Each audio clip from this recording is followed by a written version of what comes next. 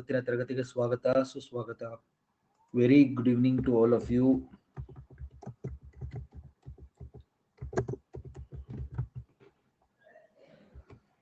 ಎಲ್ಲರಿಗೂ ನಮಸ್ಕಾರಗಳು. ಇವತ್ತಿನ ತರಗತಿಗೆ ಸ್ವಾಗತ. ಆಡಿಯೋ ವಿಡಿಯೋ ಚೆಕ್ ಮಾಡಿ.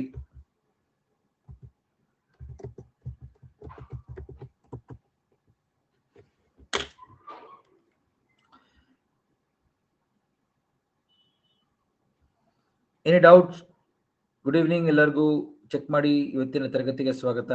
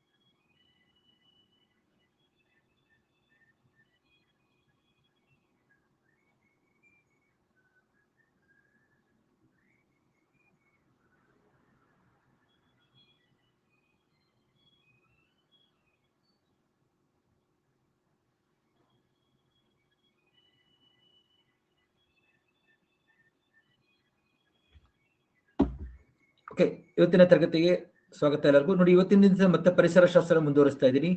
ನನ್ನ ಪರಿಚಯ ನಿಮ್ಗೆಲ್ಲರಿಗಿದೆ. ನಾನು doctor Mohan Krishna, geophysicist, environmentalist, ಭೂಗೋಳ ತಜ್ಞ, ಪರಿಸರ ತಜ್ಞ ಮತ್ತು ಹಲವಾರು ವರ್ಷಗಳಿಂದ ನಾನು ಬೆಂಗಳೂರು ಯೂನಿವರ್ಸಿಟಿಯಲ್ಲಿ ಅಸೋಸಿಯೇಟ್ ಪ್ರೊಫೆಸರ್ ಆಫ್ ಜಿಯೋಗ್ರಫಿ ಕೆಲಸ ಮಾಡ್ತಾ ಇದ್ದೇನೆ ಸ್ನೇಹಿತರೆ. ನಾನು KPSC ಮತ್ತು UPSCಗೆ ಒಂದು ರೀತಿ ಉಚಿತ ತರಗತಿ ಅಂತಲೇ ಹೇಳ್ಬೋದು. ಜಿಯೋಗ್ರಫಿ ಮತ್ತು ಎನ್ವೈರನ್ಮೆಂಟ್ ಆ್ಯಡ್ ಇಲ್ಲದೆ, ಯಾವುದೇ ರೀತಿ ಆ್ಯಡ್ ಇಲ್ಲದೆ ಪ್ರಿಲಿಮ್ಸ್ ಮತ್ತು ಮೇನ್ಸ್ ಕೋರ್ಸ್ಗೆ ನಾವು ಮಾಡ್ತಾ ಇದ್ದೀವಿ. ಇದರಲ್ಲಿ ನಿಮಗೆ course fee, app fee of 999 ಅಲ್ಲಿ ಕಂಪ್ಲೀಟ್ ಕೋರ್ಸ್ ಸಿಗ್ತಾ ಇದೆ. ದಯವಿಟ್ಟು ನಿಮ್ಮ ಸ್ನೇಹಿತರಿಗೆ ಹೇಳಿ, ಹೆಚ್ಚಿನ ಸಂಖ್ಯೆಯಲ್ಲಿ ಅವ್ರು ಬರಲಿಕ್ಕೆ ಪ್ರೋತ್ಸಾಹ ಕೊಡಿ. ಸೊ ನೋಡಿ ಸ್ನೇಹಿತರೆ, ನಾವು ಈ ತರಗತಿ ಎನ್ವೈರನ್ಮೆಂಟ್ ಬೇಸಿಕ್ಸ್ ಕವರ್ ಮಾಡ್ತಾ ಇದ್ದೆ. ಅದರಲ್ಲಿ ಒಂದು ತರಗತಿ ಒಂದು ಬೇಸಿಕ್ಸ್ ಉಳ್ಕೊಂಡಿದೆ, ಅದನ್ನು ಕಂಟಿನ್ಯೂ ಮಾಡ್ತಾ ಇದ್ದೀನಿ. ಗೊತ್ತಾಯ್ತಲ್ಲ? ನೋಡಿ, ನಾವು ಈ ಟಾಪಿಕ್ಗಳನ್ನ ಕವರ್ ಮಾಡಿದ್ದೀನಿ ಆಲ್ರೆಡಿ. ನಾನು ಫುಡ್ ಚೈನ್ ಅಂದ್ರೇನು, ಬಯೋಡೈವರ್ಸಿಟಿ ಅಂದ್ರೇನು, ಇಕೋಸಿಸ್ಟಮ್ ಪರಿಸರ ವ್ಯವಸ್ಥೆ ಅಂದ್ರೇನು, ಕರೆಕ್ಟಾ, ಬಯೋಡೈವರ್ಸಿಟಿ ಹಾಟ್ಸ್ಪಾಟ್ಸ್, ಈ ಥರದೆಲ್ಲ ಟಾಪಿಕ್ಸ್ಗಳನ್ನ ನಾನು ಒಂದೊಂದ ಕವರ್ ಮಾಡ್ತಾ ಬಂದಿದ್ದೀನಿ. ನಾನು ನೀವೇನಾದ್ರು ಕಳೆದ 6 ತರಗತಿಗಳನ್ನ ನೋಡಿದ್ರೆ ನಿಮ್ಗೆ ಗೊತ್ತಿರುತ್ತೆ ಆಯ್ತಾ. ಫಾರೆಸ್ಟ್ ಅಂದ್ರೇನು, ಟೈಪ್ಸ್ ಆಫ್ ಫಾರೆಸ್ಟ್, ವೆಜಿಟೇಷನ್ ಅಂದ್ರೇನು, ಟೈಪ್ಸ್ ಆಫ್ ವೆಜಿಟೇಷನ್ ಅಂದ್ರೇನು, ಅವೆಲ್ಲ ಕವರ್ ಮಾಡಿದೀವಿ. ಗೊತ್ತಾಯ್ತಲ್ಲ? ನ್ಯಾಷನಲ್ ಪಾರ್ಕ್ಸ್ ಅಂದ್ರೇನು, ಅದರದ್ದು ಪಟ್ಟಿ ಕೊಟ್ಟಿದ್ದೀನಿ, ಸ್ಯಾಂಚುರೀಸ್ ಕೊಟ್ಟಿದ್ದೀನಿ, ಪ್ರಾಜೆಕ್ಟ್ ಟೈಗರ್ ಕೊಟ್ಟಿದ್ದೀನಿ, ವೈಲ್ಡ್ ಲೈಫ್ ಪ್ರೊಟೆಕ್ಷನ್ ಅವೆಲ್ಲ ಕನ್ಸರ್ವೇಷನ್ ಬಗ್ಗೆ ಹೇಳಿದ್ದೀನಿ, ಜಾಯಿಂಟ್ ಫಾರೆಸ್ಟ್ ಮ್ಯಾನೇಜ್ಮೆಂಟ್ ಹೇಳಿದ್ದೀನಿ. ಕರೆಕ್ಟ್ ಅಲ್ಲ? ಈ ರೀತಿ ಎಷ್ಟೊಂದು ಟಾಪಿಕ್ಸ್ಗಳನ್ನ ನಾವು ಕವರ್ ಮಾಡಿದ್ದೀವಿ. ಜಾಯಿಂಟ್ ಫಾರೆಸ್ಟ್ ಮ್ಯಾನೇಜ್ಮೆಂಟ್ ಸಿಸ್ಟಮ್ ಅಂದ್ರೇನು, ಕಮ್ಯುನಿಟಿ ಪಾರ್ಟಿಸಿಪೇಷನ್, ಜನಗಳ ಏನು ಅರಣ್ಯ ಸಂರಕ್ಷಣೆಯಲ್ಲಿ ಭಾಗವಹಿಸುವುದು ಅಂದ್ರೇನು. ಓಕೆ, ಈ ತರದ ಎಷ್ಟೊಂದು ಟಾಪಿಕ್ಸ್ಗಳು ಕವರ್ ಆಗಿದೆ. ಸೊ ನಾನೇನ್ ಮಾಡ್ತಾ ಇದ್ದೀನಿ ಇವತ್ತಿನ ತರಗತಿಯಲ್ಲಿ, ನಾನು ಕೆಲವು ಚಿಕ್ಕ ಚಿಕ್ಕ ಟಾಪಿಕ್ಸ್ಗಳು ಉಳ್ಕೊಂಡಿರುತ್ತಲ್ಲ ಅದನ್ನೆಲ್ಲ ಕವರ್ ಮಾಡ್ತಾ ಇದ್ದೀನಿ. ನೋಡಿ, ಪರಿಸರ ಶಾಸ್ತ್ರದಲ್ಲಿ ನಾನು ಅನ್ಕೊಂಡ ಮಟ್ಟಿಗೆ ಒಂದಷ್ಟು ಅಂಶಗಳು, ರಿಪೋರ್ಟ್ಗಳನ್ನ ನೋಡಕ್ಕಿದೆ, ರಿಪೋರ್ಟ್ಸ್ಗಳನ್ನ ಆಯ್ತಾ. ಫುಡ್ ಅಂಡ್ ಅಗ್ರಿಕಲ್ಚರ್ ಆರ್ಗನೈಸೇಷನ್ ಅನ್ನೋದು ರಿಪೋರ್ಟ್ ಇದೆ. ಆಹಾರ ಮತ್ತು ಕೃಷಿ ಸಂಸ್ಥೆ ಏನಿದೆ, ಯುನೈಟೆಡ್ ನೇಷನ್ಸ್ ಅವ್ರದ್ದು, ರೋಮ್ ನಲ್ಲಿ ಫುಡ್ ಅಂಡ್ ಅಗ್ರಿಕಲ್ಚರ್ ಅಂತ ಹೇಳಿ ಸಂಸ್ಥೆ ಇದೆ. ಇವರು ಗ್ಲೋಬಲ್ ಫಾರೆಸ್ಟ್ ರಿಸೋರ್ಸ್ ಅಸೆಸ್ಮೆಂಟ್ ಅಂತ ಜಗತ್ತಿನ ಅರಣ್ಯ ಸಂಪನ್ಮೂಲ ಒಂದು ಅಸೆಸ್ಮೆಂಟ್ ರಿಪೋರ್ಟ್ ಕೊಟ್ಟಿದ್ದಾರೆ. ಗ್ಲೋಬಲ್ ಅಂದ್ರೆ ಜಾಗತಿಕ ಅರಣ್ಯ ಸಂಪನ್ಮೂಲ ಬಗ್ಗೆ ಒಂದು ರಿಪೋರ್ಟ್ ಇದೆ. ಓಕೆ, ಜಗತ್ತಿನ ಅರಣ್ಯ ಸಂಪನ್ಮೂಲಗಳ ಒಂದು ರಿಪೋರ್ಟ್. ಇದ್ರ ಪ್ರಕಾರ ನೋಡಿ, ಇವರು ಪಬ್ಲಿಷ್ ಮಾಡಿದ್ರು 2020ರಲ್ಲಿ. ಫುಡ್ ಅಂಡ್ ಅಗ್ರಿಕಲ್ಚರ್ ಆರ್ಗನೈಸೇಷನ್ ಅವರು 2020ರಲ್ಲಿ ಅರಣ್ಯ ಸಂಪನ್ಮೂಲ ಜಗತ್ತಿನಾದ್ಯಂತ ಎಲ್ಲೆಲ್ಲಿದೆ ಅಂತ ಹೇಳೋದು ಪಟ್ಟಿ ಕೊಟ್ಟರು. ಅದ್ರಲ್ಲಿ ಭಾರತ ಕೂಡ ಇದೆ. ಅದಕ್ಕೋಸ್ಕರ ಈ ಪಟ್ಟಿ ಇಂಪಾರ್ಟೆಂಟು. ನೋಡಿ, 10ನೇ ಸ್ಥಾನದಲ್ಲಿದೆ ಭಾರತ. 10ನೇ ಸ್ಥಾನದಲ್ಲಿ. ಎಷ್ಟು ಚದರ ಹೆಕ್ಟೇರ್ ಅಥವಾ ಎಷ್ಟು ಹೆಕ್ಟೇರ್ ಕಾಡಿದೆ ಅಂತೇಳಿ ಕೊಟ್ಟಿದ್ದಾರೆ. ನೋಡಿ, ನಾವು ಭಾರತದಲ್ಲಿ ಎಷ್ಟಿದೆ ಗಮನಿಸಿ, 72,160,000 ಹೆಕ್ಟೇರ್ಗಳು ಆಯ್ತಾ. ಇಲ್ಲಿ ನೋಡಿ, ಸೊ ಅದನ್ನ ನೀವು ಗಮನಿಸಬೇಕು. ಜಗತ್ತಿನಲ್ಲಿ ಅತಿ ಹೆಚ್ಚು ಕಾಡಿರೋ ರಾಷ್ಟ್ರ ಯಾವುದು? ರಷ್ಯಾ. ಜಗತ್ತಿನಲ್ಲಿ ಅತಿ ಹೆಚ್ಚು ಕಾಡು ಬರೋದು ರಷ್ಯಾ. ಜಗತ್ತಿನ 20% ಅಷ್ಟು ಕಾಡು ರಷ್ಯಾದಲ್ಲೇ ಇದೆ. ಅದನ್ನ ನಾವು ಕಟ್ಕೊಳ್ಬೇಕು. ಫಸ್ಟ್ ಈ ರಿಪೋರ್ಟ್ ನ ಫಸ್ಟ್ ಯಾರು ಅಂತ ಕೇಳ್ತಾರೆ. ಭಾರತ ಎಷ್ಟನೇ ಸ್ಥಾನ ಅಂತ ಕೇಳ್ತಾರೆ. ಭಾರತ 10ನೇ ಸ್ಥಾನ. ಜೊತೆಗೆ 2ನೇ ಸ್ಥಾನಕ್ಕೆ ಬರುತ್ತೆ ಬ್ರಾಜಿಲ್. ಹೌದಾ? ಬ್ರಾಜಿಲ್ ಅಲ್ಲಿ ತುಂಬಾ ದಟ್ಟ ಅರಣ್ಯ ಪ್ರದೇಶ ಇದೆ, ಅದು ಎವರ್ಗ್ರೀನ್ ಫಾರೆಸ್ಟ್. ಅವರು 2ನೇ ಸ್ಥಾನಕ್ಕೆ ಬರ್ತಾರೆ. ಆಮೇಲೆ ಕೆನಡಾ, ಆಮೇಲೆ USA, China, Australia, Democratic Republic of Congo, Indonesia, Peru. ನೋಡಿ, ನಮ್ಗಿಂತ ಮುಂದೆ ಇರೋ ರಾಷ್ಟ್ರಗಳಿದಾವೆ ನೋಡಿ ತುಂಬಾ. ಓಕೆ, ಭಾರತದ 10ನೇ ಸ್ಥಾನದಲ್ಲಿದೆ. ಜಗತ್ತಿನ 2% ಅಷ್ಟು ಕಾಡು ನಮ್ಮಲ್ಲಿದೆ. ಜಗತ್ತಿನ 2% ಅಷ್ಟು ಕಾಡು ನಮ್ಮಲ್ಲಿದೆ. ಆಯ್ತಾ? ಇದನ್ನ ಕಟ್ಕೊಳ್ತಾರೆ ಎಲ್ಲರೂ. ಇದೊಂದು ರಿಪೋರ್ಟ್ ಇಂಪಾರ್ಟೆಂಟ್. ಇದನ್ನೇ ಕೇಳ್ಬಿಡ್ತಾರೆ UPSC KPSC ಎಕ್ಸಾಮ್ ಅಲ್ಲಿ. ಏನ್ ಮಾಡ್ತಾರೆ, ಫುಡ್ ಅಂಡ್ ಅಗ್ರಿಕಲ್ಚರ್, ಆಹಾರ ಮತ್ತು ಕೃಷಿ ಸಂಸ್ಥೆಯವರು ಕೊಟ್ಟಿರಂತ ಜಗತ್ತಿನ ಅರಣ್ಯ ಸಂಪನ್ಮೂಲ ರಿಪೋರ್ಟ್ ನಲ್ಲಿ ಭಾರತದ ಸ್ಥಾನ 10. ಗೊತ್ತಾಯ್ತಾ? ಆಮೇಲೆ ರಷ್ಯಾ ಅತಿ ಹೆಚ್ಚು. ಇದನ್ನ ಕಟ್ಕೊಳ್ಳಿ. ಇದು 2020 ಕೊಟ್ಟಿರೋರು. ಇದು ಮೊದಲನೇದು. ಇನ್ನೊಂದು ರಿಪೋರ್ಟ್ ನೋಡಿ, ಜಗತ್ತಿನಲ್ಲಿ ಕಳೆದ 2010 2020 ಅಂದ್ರೆ ಈ 10 ವರ್ಷಗಳಲ್ಲಿ, ಒಂದು ಡೆಕೇಡ್ 2010 to 2020, ಈ 10 ವರ್ಷಗಳಲ್ಲಿ ಯಾವ ದೇಶಗಳಲ್ಲಿ ಕಾಡು ಹೆಚ್ಚಾಗಿದೆ ಅಂತ ಒಂದು ವರದಿ ಬಂದಿದೆ. ಅವ್ರದೇ ವರದಿ. ಆಯ್ತಾ? ಅದರಲ್ಲಿ ನೋಡಿ, ಭಾರತದ್ದು 3ನೇ ಸ್ಥಾನದಲ್ಲಿದೆ. ನಮ್ದು ಕಾಡು ನೋಡಿ ಹತ್ತತ್ರ ಎಷ್ಟು ಹೆಚ್ಚಾಗಿದೆ ಅಂತ ಕೊಟ್ಟಿದೆ ನೋಡಿ. 2,66,000 ಹೆಕ್ಟೇರ್ಗಳು ಕಾಡು ಹೆಚ್ಚಾಗಿದೆ ಅಂತ ಕೊಟ್ಟಿದ್ದಾರೆ ಈ ರಿಪೋರ್ಟ್ ನಲ್ಲಿ. ಚೈನಾದಲ್ಲಿ ಅತಿ ಹೆಚ್ಚು ಕಾಡು ಹೆಚ್ಚಾಗಿರೋದು, ಅದ್ ಬಿಟ್ರೆ ಆಸ್ಟ್ರೇಲಿಯಾದಲ್ಲಿ, ಅದ್ ಬಿಟ್ರೆ ನಮ್ಮಲ್ಲಿ ಭಾರತದಲ್ಲಿ. ಭಾರತ ನೆಟ್ ಗೇನ್ ಅಂದ್ರೆ ಅರಣ್ಯ ಪ್ರದೇಶದಲ್ಲಿ ಒಟ್ಟಾರೆ ಹೆಚ್ಚಾಗಿರುವಂತದ್ದು, ಪ್ರದೇಶ ಹೆಚ್ಚಾಗಿರುವಂತ ದೇಶಗಳಲ್ಲಿ ಭಾರತ 3ನೇ ಸ್ಥಾನ. ಇದನ್ನ ಕಟ್ಕೊಳ್ಳಿ. ಭಾರತ 3ನೇ ಸ್ಥಾನದಲ್ಲಿದೆ. ಆಯ್ತಾ? ಇದೊಂದು ರಿಪೋರ್ಟ್. ಅದೇ ರಿಪೋರ್ಟ್ ಅಲ್ಲಿ ಇದೊಂದು ವರದಿ. ಆಯ್ತಾ? ಇದನ್ನ ಕಟ್ಕೊಳ್ಳಿ. ನೆಕ್ಸ್ಟ್, ಅದೇ ರಿಪೋರ್ಟ್ ಅಲ್ಲಿ Indian state of forest report ಅಂತ ಇದೆ ಒಂದು, 2019 ಬಂದಿದ್ದು. ಕಾರ್ಬನ್ ಸ್ಟಾಕ್, ಎಷ್ಟು ತರ ಕಾರ್ಬನ್ ಇದೆ ಅಂತ ಹೇಳಿದ್ದೀನಿ ನಾನು ಒಂದು ಕ್ಲಾಸಲ್ಲಿ. ನಮ್ಗೆ blue carbon, black carbon, green carbon, teal carbon ಅಂತ ಎಷ್ಟು ಜನಕ್ಕೆ ಜ್ಞಾಪಕ ಇದೆ? ತುಂಬಾ ತರಗತಿಗಳನ್ನ ನಾವು ಕವರ್ ಮಾಡಿದೀವಿ. ಹೌದಲ್ವಾ? ಸೊ ಅದನ್ನೆಲ್ಲ ನಾವು ಕಟ್ಕೊಳ್ಳಿ. ಸೊ ಆ ಕಾರ್ಬನ್ ಸ್ಟಾಕ್ಸ್ ಗಳಲ್ಲಿ ಅತಿ ಹೆಚ್ಚು ಕಾರ್ಬನ್ ಸ್ಟಾಕ್ ಇರೋ ದೇಶ ಯಾವುದು ಅಂತ ಕೇಳಿದ್ದಾರೆ. ಎಕ್ಸಾಮ್ ಅಲ್ಲಿ ಕೇಳ್ಬಿಡ್ತಾರೆ. ಕಾರ್ಬನ್ ಸ್ಟಾಕ್ ಅಂದ್ರೇನು? ಎಷ್ಟು ಅಟ್ಮಾಸ್ಫಿಯರ್ ಅಲ್ಲಿರುವಂತಹ ಕಾರ್ಬನ್ ಡೈಆಕ್ಸೈಡ್ ನ ಆಕಾಶದಿಂದ ತೆಗೆದು ಸಂಗ್ರಹ ಮಾಡಲಾಗಿದೆ, ಅದನ್ನ ನಾವು ಕಾರ್ಬನ್ ಸ್ಟಾಕ್ ಅಂತ ಕರಿತೀವಿ. ಯಾವ ದೇಶದಲ್ಲಿ ಅತಿ ಹೆಚ್ಚು ಕಾರ್ಬನ್ ಸ್ಟಾಕ್ ಇದೆ ಅಂತ ಕೇಳಿದ್ದಾರೆ. ಆಯ್ತಾ? ಯಾವ ದೇಶದಲ್ಲಿ? ರಷ್ಯಾದಲ್ಲಿ ಅತಿ ಹೆಚ್ಚು ಕಾಡಿದೆ. ಆ ಕಾರಣದಿಂದ ರಷ್ಯಾದಲ್ಲಿ ಅತಿ ಹೆಚ್ಚು ಕಾರ್ಬನ್ ಸ್ಟಾಕ್. ಅದ್ ಬಿಟ್ರೆ ಬ್ರಾಜಿಲ್, ಅದ್ ಬಿಟ್ರೆ USA, Democratic Republic of Congo, Indonesia, Colombia, China. Bharat 8ನೇ ಸ್ಥಾನ. ಭಾರತ 8ನೇ ಸ್ಥಾನದಲ್ಲಿದೆ, ಗಮನಿಸಿ, ಕಾರ್ಬನ್ ಸ್ಟಾಕ್ ನಲ್ಲಿ. ಆಯ್ತಾ? ಈ ತರದ್ದು ಕೇಳ್ತಾರೆ. ಸೊ ಇಂಗಾಲದ ಡೈಆಕ್ಸೈಡ್ ಅನ್ನು ಆಕಾಶದಿಂದ ತೆಗೆದು ಗಿಡಗಳು ಸಂಗ್ರಹ ಮಾಡಿಟ್ಕೊಳ್ತವೆ, ಕಲ್ಲಿದ್ದಲು ಸಂಗ್ರಹ ಮಾಡಿಟ್ಕೊಳ್ಳುತ್ತೆ, ಸಮುದ್ರ ಸಾಗರಗಳ ಜೀವಿಗಳು ಸಂಗ್ರಹ ಮಾಡಿಟ್ಕೊಳ್ತವೆ, ಮ್ಯಾಂಗ್ರೋವ್ಗಳು ಸಂಗ್ರಹ ಮಾಡಿಟ್ಕೊಳ್ತವೆ, ಕೋರಲ್ ಪಾಲಿಪ್ಗಳು ಸಂಗ್ರಹ ಮಾಡಿಟ್ಕೊಳ್ತವೆ. ಎಲ್ಲ ತಗೊಂಡ್ರೆ ಕಾರ್ಬನ್ ಸ್ಟಾಕ್. ಆಯ್ತಾ? Carbon stock. ಈ ರೀತಿ ಹಲವಾರು ವರದಿಗಳನ್ನ ಕೂಡ ನೋಡಕ್ಕಿದೆ ನಾನು. ಇದನ್ನೆಲ್ಲ ಕವರ್ ಮಾಡ್ತೀನಿ ನಾನು, ಯಾಕೆಂದ್ರೆ ಇಂಪಾರ್ಟೆಂಟ್ ರಿಪೋರ್ಟ್ಗಳು ಯಾವಾಗ ಬಂತು, ಯಾರು ಕೊಟ್ಟಿದ್ದು. ಓಕೆ, ಈ ಸ್ಟೇಟ್ ಆಫ್ ಫಾರೆಸ್ಟ್ ರಿಪೋರ್ಟ್ ಇದನ್ನ ವರದಿ ಕೊಟ್ಟಿದ್ದಾರು? ನಮ್ದು ಫಾರೆಸ್ಟ್ ಸರ್ವೆ ಆಫ್ ಇಂಡಿಯಾ, ಅರಣ್ಯ ಸಮೀಕ್ಷೆ ಅಂತ ಹೇಳಿ ಒಂದು ಸಂಸ್ಥೆ ಇದೆ, ಫಾರೆಸ್ಟ್ ಸರ್ವೆ ಆಫ್ ಇಂಡಿಯಾ ಅಂತ ಹೇಳಿ, ಡೆಹ್ರಾಡೂನ್ ಅಲ್ಲಿ ಇದೆ ಇದು. ಆಯ್ತಾ? ಭಾರತದಲ್ಲಿ ಅರಣ್ಯ ಸಮೀಕ್ಷೆಗಳೆಲ್ಲ ಮಾಡೋದು ಇವರೇ, FSI, forest survey of India ಅಂತ.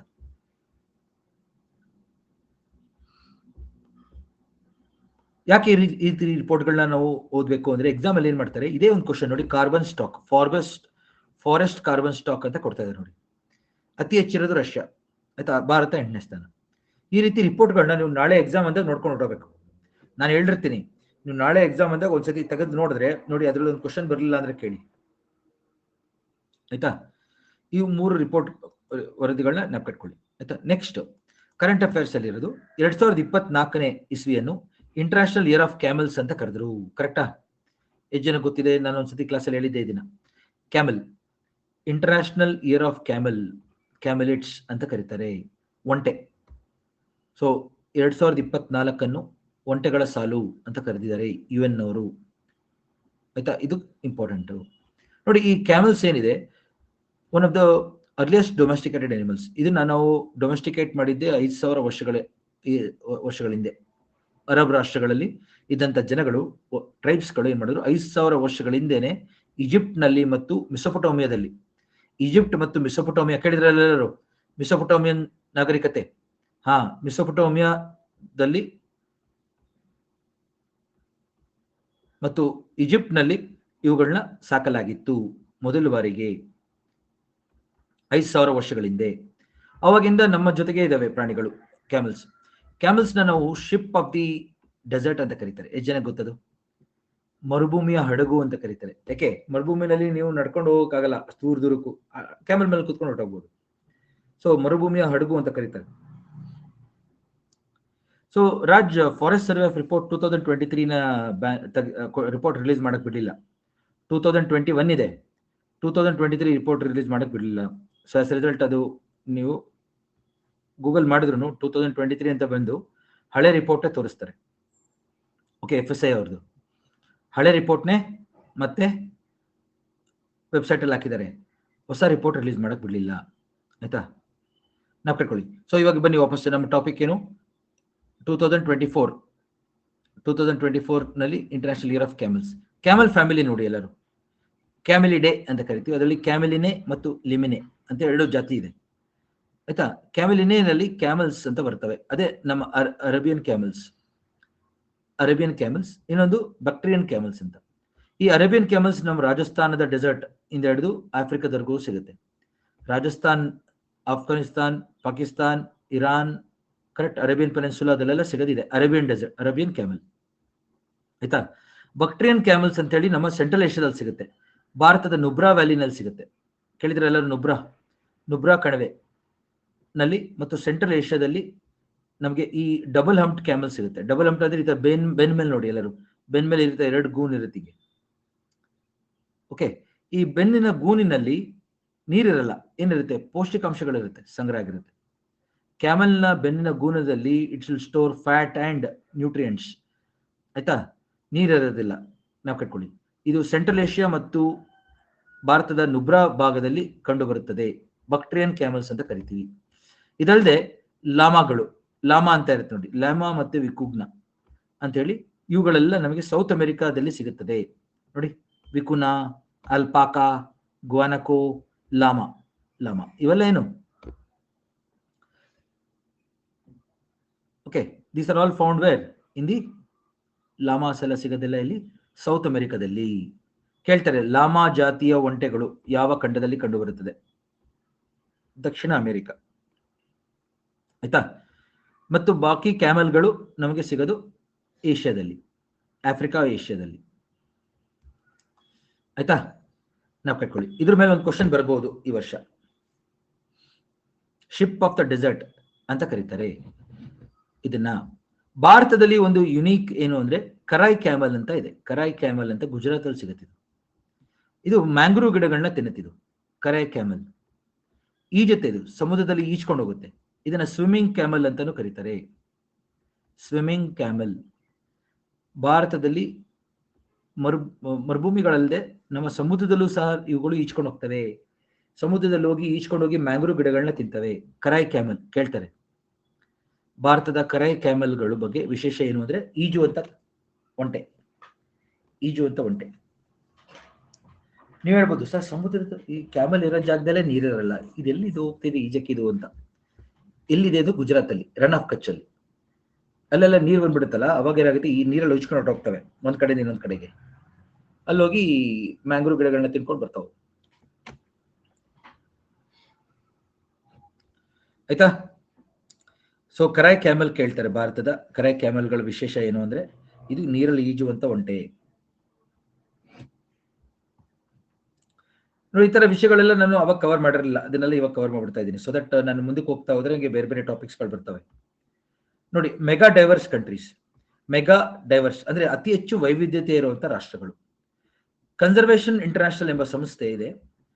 ಕನ್ಸರ್ವೇಷನ್ ಇಂಟರ್ನ್ಯಾಷನಲ್ ಎಂಬ ಸಂಸ್ಥೆ USA ನಲ್ಲಿರುವಂತ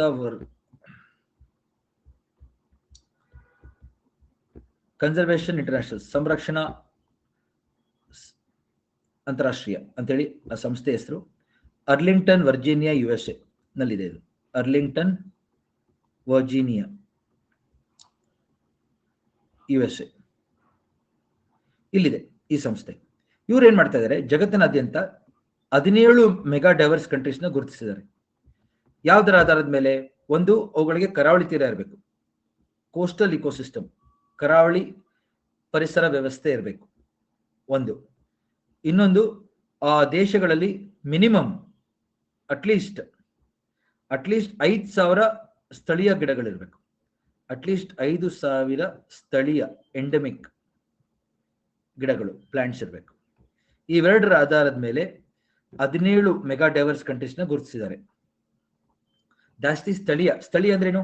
ಆ ಜಾಗದಲ್ಲಿ ಮಾತ್ರ ಸಿಗುತ್ತೆ, ಬೇರೆ ಕಡೆ ಸಿಗದೆ ಇರೋಂಥ ಗಿಡಗಳನ್ನ ಸ್ಥಳೀಯ ಅಂತ ಕರಿತೀವಿ. ನೇಟಿವ್, ಎಂಡೆಮಿಕ್ ಅಂತ ಕರಿತೀವಿ. ಎಂಡೆಮಿಕ್ ಗಿಡಗಳು, ಸಸ್ಯಗಳನ್ನು ಹೊಂದಿರಬೇಕು ಮತ್ತು ಕರಾವಳಿ ತೀರ ಇರಬೇಕು. ಈ ಎರಡು ಕಂಡೀಷನ್ಸ್ ಮೇಲೆ 17 ಮೆಗಾ ಡೈವರ್ಸ್ ಕಂಟ್ರೀಸ್ನ ಗುರುತಿಸಿದ್ದಾರೆ. 17 ಮೆಗಾ ಡೈವರ್ಸ್ ಕಂಟ್ರೀಸ್, ಆಯ್ತಾ? ಅದರಲ್ಲಿ ಭಾರತ ಕೂಡ ಒಂದು. ನಾವು ಕಟ್ಕೊಳ್ಳಿ, ಮೆಗಾ ಡೈವರ್ಸ್ ಕಂಟ್ರೀಸ್ ಅಲ್ಲಿ ಭಾರತ ಒಂದು, ಮಲೇಷ್ಯಾ ನೋಡಿ 2, 3 ಇಂಡೋನೇಷ್ಯಾ, ಈ ಕಡೆ ಚೈನಾ 4, 5 ಫಿಲಿಪೀನ್ಸ್. ಏಷ್ಯಾದಲ್ಲಿ 5 ಇದೆ ನೋಡಿ, ಏಷ್ಯಾದಲ್ಲಿ 5 ದೇಶಗಳು, ಆಯ್ತಾ? ಹಂಗೆ ಪಾಪುವಾ ನ್ಯೂ ಗಿನಿ 6ನೇ ದೇಶ, 7ನೇ ದೇಶ ಆಸ್ಟ್ರೇಲಿಯಾ. ಓಷಿನಿಯಾದಲ್ಲಿ 2 ಬರ್ತಾ ಇದೆ ನೋಡಿ, ಓಷಿನಿಯಾ ಭಾಗದಲ್ಲಿ 2 ದೇಶಗಳು ಬರ್ತಾ ಇದೆ ಓಷಿನಿಯಾದಲ್ಲಿ. ಏಷ್ಯಾದಲ್ಲಿ 5 ಬಂತು. ಆಫ್ರಿಕಾದಲ್ಲಿ ನೋಡಿ, democratic Republic of Congo, south Africa, Madagascar. ಆಫ್ರಿಕಾದಲ್ಲಿ 3 ಬರ್ತಾ ಇದೆ ನೋಡಿ, ಆಫ್ರಿಕಾದಲ್ಲಿ 3, ಆಯ್ತಾ? ಎಷ್ಟಾಯ್ತು? 10 ಆಯ್ತು. ಈ ಕಡೆ ಬನ್ನಿ, USA, ಮೆಕ್ಸಿಕೋ. ಉತ್ತರ ಅಮೆರಿಕಾದಲ್ಲಿ ನೋಡಿ 2, ಉತ್ತರ ಅಮೆರಿಕಾದಲ್ಲಿ 2. ಹಂಗೆ ಇಲ್ಲಿ ನೋಡಿ, ವೆನೆಜುವಾಲಾ, ಕೊಲಂಬಿಯಾ, ಈಕ್ವೆಡಾರ್, ಪೆರು, ಬ್ರೆಜಿಲ್ 5. ದಕ್ಷಿಣ ಅಮೆರಿಕಾದಲ್ಲಿ 5. ಒಟ್ಟು 17 ದೇಶಗಳಿದೆ. ಒಟ್ಟು 17 ದೇಶಗಳು. ಸ್ಥಳೀಯ ಗಿಡಗಳು ಜಾಸ್ತಿ ಇರಬೇಕು ಮತ್ತು ಮಿನಿಮಮ್ 5,000 ಸ್ಥಳೀಯ ಗಿಡಗಳು ಇರಬೇಕು ಮತ್ತು ಕರಾವಳಿ ತೀರ ಇರಬೇಕು. ಇವೆರಡು ಕಂಡೀಷನ್ಸ್ ಮೇಲೆ 17 ಮೆಗಾ ಡೈವರ್ಸ್ ಕಂಟ್ರೀಸ್ ಇದೆ. ಇದರಲ್ಲೂ ಕೇಳ್ತಾರೆ ಏನಂತ, ಕರೆಕ್ಟಾ? ಇದನ್ನ ಯಾರು ಕೊಟ್ಟಿದ್ದು? ಅದನ್ನು ಕೊಟ್ಟಿದ್ದು ರಸಲ್ ಮಿಟರ್ಮೇಯರ್ ಅಂತ. ರಸಲ್ ಮಿಟರ್ಮೇಯರ್ ಅನ್ನೋರು ಕನ್ಸರ್ವೇಷನ್ ಇಂಟರ್ನ್ಯಾಷನಲ್ ಕೆಲಸ ಮಾಡ್ತಾರೆ, ಅವ್ರು ಕೊಟ್ಟಿದ್ದು ರಸಲ್ ಮಿಟರ್ಮೇಯರ್ ಅಂತ, ಆಯ್ತಾ? ಯಾವ್ದರ ಆಧಾರದ ಮೇಲೆ ಅಂತ ಹೇಳಿದ್ದೀನಿ ನಾನು, ಎಂಡೆಮಿಕ್, ಸ್ಥಳೀಯ ಗಿಡಗಳಿರ್ಬೇಕು ಮತ್ತು ಅದರ ವೈವಿಧ್ಯತೆ ತಕ್ಕಂತೆ. ನೋಡಿ, ಇದೊಂದು ಪಟ್ಟಿ ಕೊಟ್ಟಿದ್ದಾರೆ ನೋಡಿ, ಅತಿ ಹೆಚ್ಚು ವೈವಿಧ್ಯತೆ ಇರೋ ರಾಷ್ಟ್ರ ಯಾವುದು? ಬ್ರಾಜಿಲ್. ಅದನ್ನ ಕೇಳ್ತಾರೆ ಎಕ್ಸಾಮ್ ಅಲ್ಲಿ. ಈ 17 ಮೆಗಾ ಡೈವರ್ಸ್ ದೇಶಗಳಲ್ಲಿ ಅತಿ ಹೆಚ್ಚು ಸ್ಥಳೀಯ ಗಿಡಗಳು ಇರೋ ದೇಶ ಯಾವುದು? ಬ್ರಾಜಿಲ್. ಅದ್ ಬಿಟ್ರೆ next Indonesia, then Colombia, Mexico, Australia, Madagascar, Philippines, China, Peru, Ecuador. Bharat 11. ನಮ್ಮ ರ್ಯಾಂಕ್ ಎಷ್ಟು ಅಂತ ಕೇಳ್ತಾರೆ. ಭಾರತದ ರ್ಯಾಂಕ್ 11 ಕೇಳ್ತಾರೆ, ನಾಪ್ಕಿಟ್ಕೊಳ್ಳಿ. ಮೆಗಾ ಡೈವರ್ಸ್ ಕಂಟ್ರೀಸ್ ಎಷ್ಟು? 17. ಅತಿ ಹೆಚ್ಚು ವೈವಿಧ್ಯತೆ ಇರೋ ದೇಶಗಳಲ್ಲಿ ಭಾರತ ಕೂಡ ಒಂದು.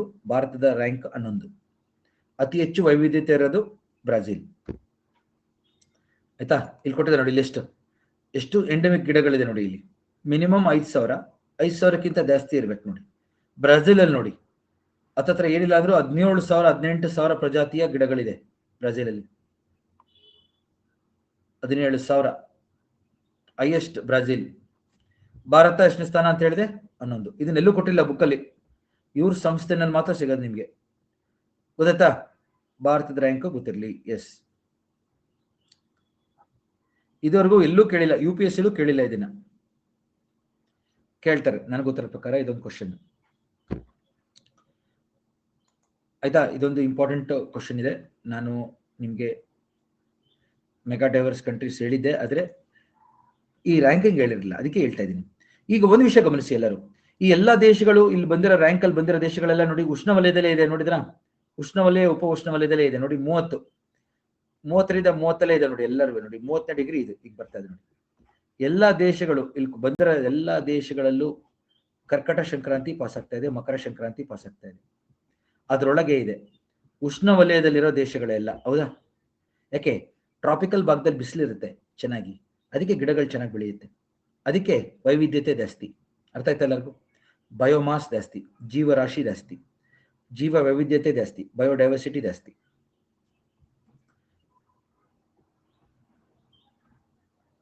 Please remember this. ಎಲ್ಲ ಬರೋದೆಲ್ಲ ಉಷ್ಣವಲಯ, ಉಪ ಉಷ್ಣವಲಯದಲ್ಲೇ ಇರೋ ರಾಷ್ಟ್ರಗಳು. ನೀವು ಕೇಳ್ಬೋದು ಸ್ವಲ್ಪ ಇಲ್ಲ ಅಲಾಸ್ಕಾ ಇದೆಯಲ್ಲ, ಅಲಾಸ್ಕಾ US ಸೇರುತ್ತೆ ನೋಡಿ, ಅಲಾಸ್ಕಾ US ಸೇರುತ್ತೆ. ನಾವು ಕಟ್ಕೊಡಿ ಆಯ್ತಾ. ಟ್ರಾಪಿಕಲ್ ಕಂಟ್ರೀಸ್ ಇದಾವೆ. ಅರ್ಥ ಆಯ್ತಪ್ಪ ಎಲ್ಲರಿಗೂ? ಮೆಗಾ ಡೈವರ್ಸ್ ಕಂಟ್ರೀಸ್ ಅಲ್ಲಿ ಎಂಡಮಿಸಮ್ ಎಲ್ಲ ಹೇಳಿದೀನಿ, ಯಾವ ದೇಶದ ರ್ಯಾಂಕು ಹೇಳಿದೀನಿ ನಾನು. ಇದೊಂದು ಹೆಂಗಾರು ಮಾಡಿ ನಾವು ಕಟ್ಕೊಳ್ಳಿ. ಫಸ್ಟ್ ಬ್ರಾಜಿಲ್ ಬರ್ತಾ ಇದೆ ರ್ಯಾಂಕ್, ಆಮೇಲೆ ಇದು 11th. ಇವಾಗ ಎಷ್ಟು ಜನಕ್ಕೆ ಅರ್ಥ ಆಗುತ್ತೆ ನಾ ಇದನ್ನ ಹೇಳ್ತೀನಿ ನೋಡಿ. ನಾವು ಕಾನ್ಸೆಪ್ಟ್ ಓದ್ತೀವಿ, ಕಾನ್ಸೆಪ್ಟ್ ಎಲ್ಲರಿಗೂ ಗೊತ್ತಾಗುತ್ತೆ. ಫುಡ್ ಚೈನ್ ಅಂದ್ರೇನು, ಆಹಾರ ಸರಪಳಿ, ಆಹಾರ ಜಾಲ, ಅವೆಲ್ಲ ಕೇಳ್ತಾ ಇಲ್ಲ ಈಗ ಎಕ್ಸಾಮ್ ಅಲ್ಲಿ ಕೇಳ್ತಾ ಇರೋದು ಈ ತರ ಕ್ವಶನ್ಗಳು. ಗೊತ್ತಾಗ್ತಿದೆ ಎಲ್ಲರಿಗೂ? ಅರ್ಥ ಆಗ್ತಿದೆ ಇಲ್ಲಿರೋರು ಎಲ್ಲರೂ ನಮ್ಮ ಸ್ಟೂಡೆಂಟ್ಸ್ಗಳಿಗೆ? ನೀವು ನೋಡಿರ್ಬೋದು 2 ಥರನೂ ಕವರ್ ಮಾಡಿದ್ದೀನಿ ನಾನು. ಕಾನ್ಸೆಪ್ಟ್ ಟಾಪಿಕ್ಸ್ ಕವರ್ ಆಗಿದೆ, ಇದನ್ನ ಕವರ್ ಮಾಡ್ತಾ ಇದ್ದೀನಿ, ರಿಪೋರ್ಟ್ಗಳನ್ನ ಕವರ್ ಮಾಡ್ತಾ ಇದ್ದೀನಿ. ಯಾಕೆ? ನನಗೆ ಗೊತ್ತು ಇದೆ ಬರುತ್ತೆ. ಯಾಕೆಂದ್ರೆ ಪೇಪರ್ ಸೆಟ್ ಮಾಡೋರು ಏನ್ ಮಾಡ್ತಾ ಇರ್ತಾರೆ, ಈ ತರದನ್ನ ಯೋಚನೆ ಮಾಡಿ ಮಾಡಿ ಮಾಡಿ ಈ ತರದ್ ಕೇಳ್ತಾರೆ. ಕಾರ್ಬನ್ ಸ್ಟಾಕ್ ಯಾವ ದೇಶದಲ್ಲಿ, ಅದೆಲ್ಲ ಒಂದು ಕ್ವಶನ್ ತರ ಹೋಗಿದೆ ಈಗ. ಸೊ ಹುಡುಗರು ಪೇಪರೇ ಗೆಸ್ ಮಾಡಕ್ಕಾಗಲ್ಲ, ಅದಕ್ಕೋಸ್ಕರ ನಾನು ಅದನ್ನೆಲ್ಲ ಆಂಗಲ್ ನ ಯೋಚನೆ ಮಾಡಿ ಆಗ್ತಾ ಇದ್ದೀನಿ. ಗೊತ್ತಾ? ಸೊ ನಿಮ್ಗೆ ಪೇಪರ್ ನೋಡಿದಾಗ ನಿಮ್ಗೆ ಆಶ್ಚರ್ಯ ಆಗುತ್ತೆ, ಓ ಇವ್ರು ಹೇಳಿದ್ರಲ್ಲ ಹಿಂಗೆ ಅಂತ. ನೆಕ್ಸ್ಟ್, ನಮ್ಮ ಕರ್ನಾಟಕದಲ್ಲಿ ಮತ್ತೆ ಪಶ್ಚಿಮ ಘಟ್ಟದಲ್ಲಿ ಸಿಹಿ ನೀರು ನಲ್ಲಿ ಬೆಳೆಯುವಂತ ಜೋಗು ಪ್ರದೇಶ ಕಾಡು ಸಿಕ್ಕಿದೆ ಆಯ್ತಾ. ಇದು ಹಲವಾರು ವರ್ಷಗಳಿಂದ ಪತ್ತೆ ಆಯ್ತು. ಫ್ರೆಶ್ ವಾಟರ್ ಸ್ವ್ಯಾಂಪ್ ಅಂತ ಕರೀತಾರೆ ಇದನ್ನ. ಮೈರಸ್ಟಿಕಾ ಜೋಗು ಅಂತ ಕರಿತೀವಿ. ಮೈರಸ್ಟಿಕಾ ಜೋಗು ಅಂತ ಏನಿದೆ, ಜೋಗು ಪ್ರದೇಶ ಅಂದ್ರೆ ಗೊತ್ತಲ್ವ ಎಲ್ಲರಿಗೂ? ವೆಟ್ಲ್ಯಾಂಡ್ ಆಯ್ತಾ. ಜೋಗು ಪ್ರದೇಶ ಅಲ್ಲಿ ಗಿಡಗಳು ಬೆಳ್ಕೊಂಡ್ರೆ ಅದನ್ನ ಏನಂತ ಕರಿತೀವಿ? ಸ್ವ್ಯಾಂಪ್ ಅಂತ ಕರಿತೀವಿ. ದೊಡ್ಡ ದೊಡ್ಡ ಮರಗಳೆಲ್ಲ ಇದ್ರೆ, ವೆಟ್ಲ್ಯಾಂಡ್ ಅಲ್ಲಿ ಮರಗಳಿದ್ರೆ ಏನಂತ ಕರಿತೀವಿ? ಸ್ವ್ಯಾಂಪ್ ಅಂತ ಕರಿತೀವಿ. ಮೈರಸ್ಟಿಕಾ ಜೋಗು ಅನ್ನೋದು ಫ್ರೆಶ್ ವಾಟರ್ ಸ್ವ್ಯಾಂಪ್. ನಮ್ಮ ಪಶ್ಚಿಮ ಘಟ್ಟಗಳಲ್ಲಿ ತುಂಬಾ ಮಳೆ ಬೀಳುತ್ತೆ. ಆ ತುಂಬಾ ಮಳೆ ಬಿದ್ದಾಗ ಆ ಮಳೆ ನೀರು ಹಂಗೆ ಇರುತ್ತೆ, ಮಣ್ಣ ಮೇಲೆ ಇರುತ್ತೆ. ಆ ನೀರಿನಲ್ಲಿ ಜೋಗು ಪ್ರದೇಶ ವಿಕಾಸವಾಗಿ ಅಲ್ಲಿ ಬೆಳೆಯುವಂತ ಮರಗಳನ್ನು ಮೈರಸ್ಟಿಕಾ ಅಂತ ಕರಿತೀವಿ. ಯಾಕೆಂದ್ರೆ ಅದೊಂದು ಪ್ರಜಾತಿಯ ಗಿಡ. ಅರ್ಥ ಆಯ್ತಲ್ಲ ಎಲ್ಲರಿಗೂ? ಮ್ಯಾಂಗ್ರೋವ್ ಗಿಡಗಳ ರೀತಿನೇ ಅವುಗಳಿಗೂ ಈ ತರ ಒಂದು ನೋಡಿ ಈ ರೀತಿ ಇರುತ್ತೆ, ಅದ್ರ ಕೊಂಬೆ ಮರಗಳು ಹಿಂಗಿರುತ್ತೆ ಅದರದ್ದು ಕಾಲ್ಗಳ ತರ ಇರುತ್ತೆ ಹಿಂಗೆ. ಗೊತ್ತಾಯ್ತಾ? ಈ ರೀತಿ ಇಲ್ಲ ಹಸಿರು ಇರುತ್ತೆ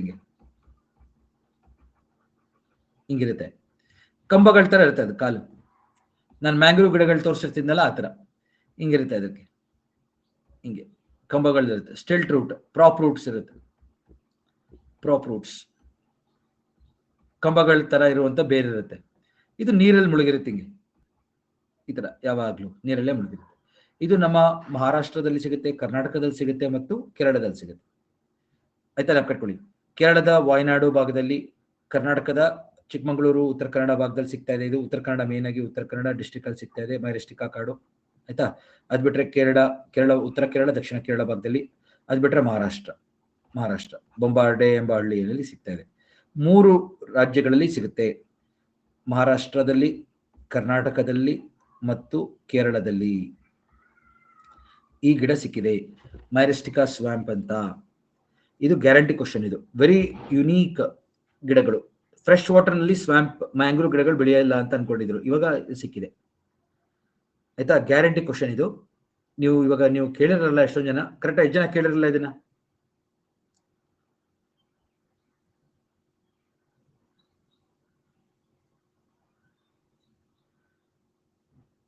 ಹಾ ಕರೆಕ್ಟಾ? ಇದನ್ನ ಕೇಳ್ತಾರೆ ನೋಡಿ.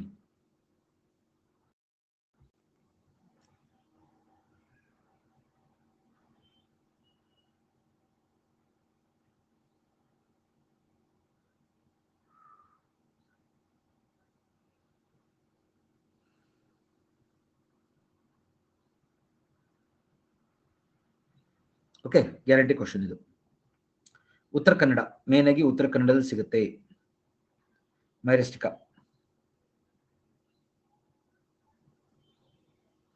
ಆಯ್ತಾ. ಇದು ಎಲ್ಲಿ ಅಂತ ಎಲ್ಲ ಕೇಳ್ತಾರೆ, ಉತ್ತರ ಕನ್ನಡದಲ್ಲಿ ಅಂತ ನಾವು ಕಟ್ಕೊಳ್ಳಿ.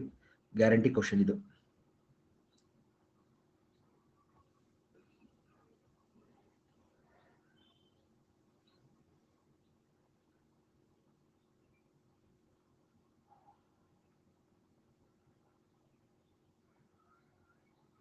ಯಾವ ತರ ಟೈಪ್ ಇದು? ಎವರ್ಗ್ರೀನ್. ಆಯ್ತಾ, ನೆನಪಿಟ್ಕೊಳ್ಳಿ, ಎವರ್ಗ್ರೀನ್ ಕಾಡು. It's a type of evergreen. ಕೇಳ್ಬಿಡ್ತಾರೆ ಡೆಸಿಡಿಯಸ್ ಏನು ಅಂತ ಕೇಳ್ಬಿಡ್ತಾರೆ, ಅದಕ್ಕೆ ನಿತ್ಯ ಹರಿದ್ವರ್ಣ ಎವರ್ಗ್ರೀನ್ ಕಾಡಕ್ಕೆ ಸೇರುತ್ತೆ. ಎವರ್ಗ್ರೀನ್. Myristica swamp.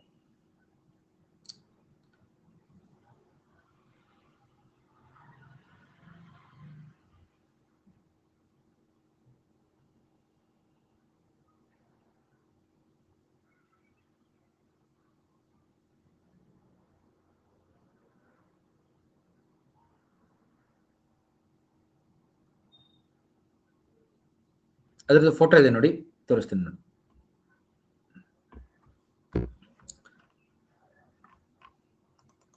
ಇಲ್ಲಿ ನೋಡಿ, ಮ್ಯಾರಿಸ್ಟಿಕಾ ಜೋಗು, ಉತ್ತರ ಕನ್ನಡದಲ್ಲಿ ತೆಗೆದಿರೋದು ಇದು, ಸಿರ್ಸಿ ಹತ್ರ. ನೋಡಿ ಹೆಂಗ್ ಕಾಣುತ್ತೆ ಇಲ್ಲಿ. ಅದರೊಳಗೆ ಎಷ್ಟೊಂದು ತರ ಪ್ರಾಣಿಗಳೆಲ್ಲ ಸಿಗ್ತಾ ಇದಾವೆ. ಇದೊಂದು ಡ್ಯಾನ್ಸಿಂಗ್ ಫ್ರಾಗ್ ಅಂತ ಇವಾಗ ಪತ್ತೆ ಆಯ್ತು. ವೆಸ್ಟರ್ನ್ ಘಾಟ್ಸ್ ಅಲ್ಲಿ dancing frog, critically endangered Kottigehar dancing frog. Kottigehar dancing frog ಅಂತ ಪತ್ತೆ ಆಯ್ತು. ಇದು ಇಲ್ಲೇ ಸಿಗುತ್ತೆ, ಮೈರಿಸ್ಟಿಕಾ ಸ್ವ್ಯಾಂಪ್ ಅಲ್ಲಿ ಸಿಗುತ್ತೆ. ನೋಡಿ ಬೇರ್ಗಳು ನೋಡ್ತಾ ಇದ್ರೆ ಎಲ್ಲರೂ ಹೆಂಗ್ ಕಾಣ್ತಾ ಇದ್ರೆ ನೋಡಿ, ಬೇರ್ ಅದರದ್ದು. ಇದೆಲ್ಲ ಮೈರಿಸ್ಟಿಕಾ ಗಿಡಗಳು.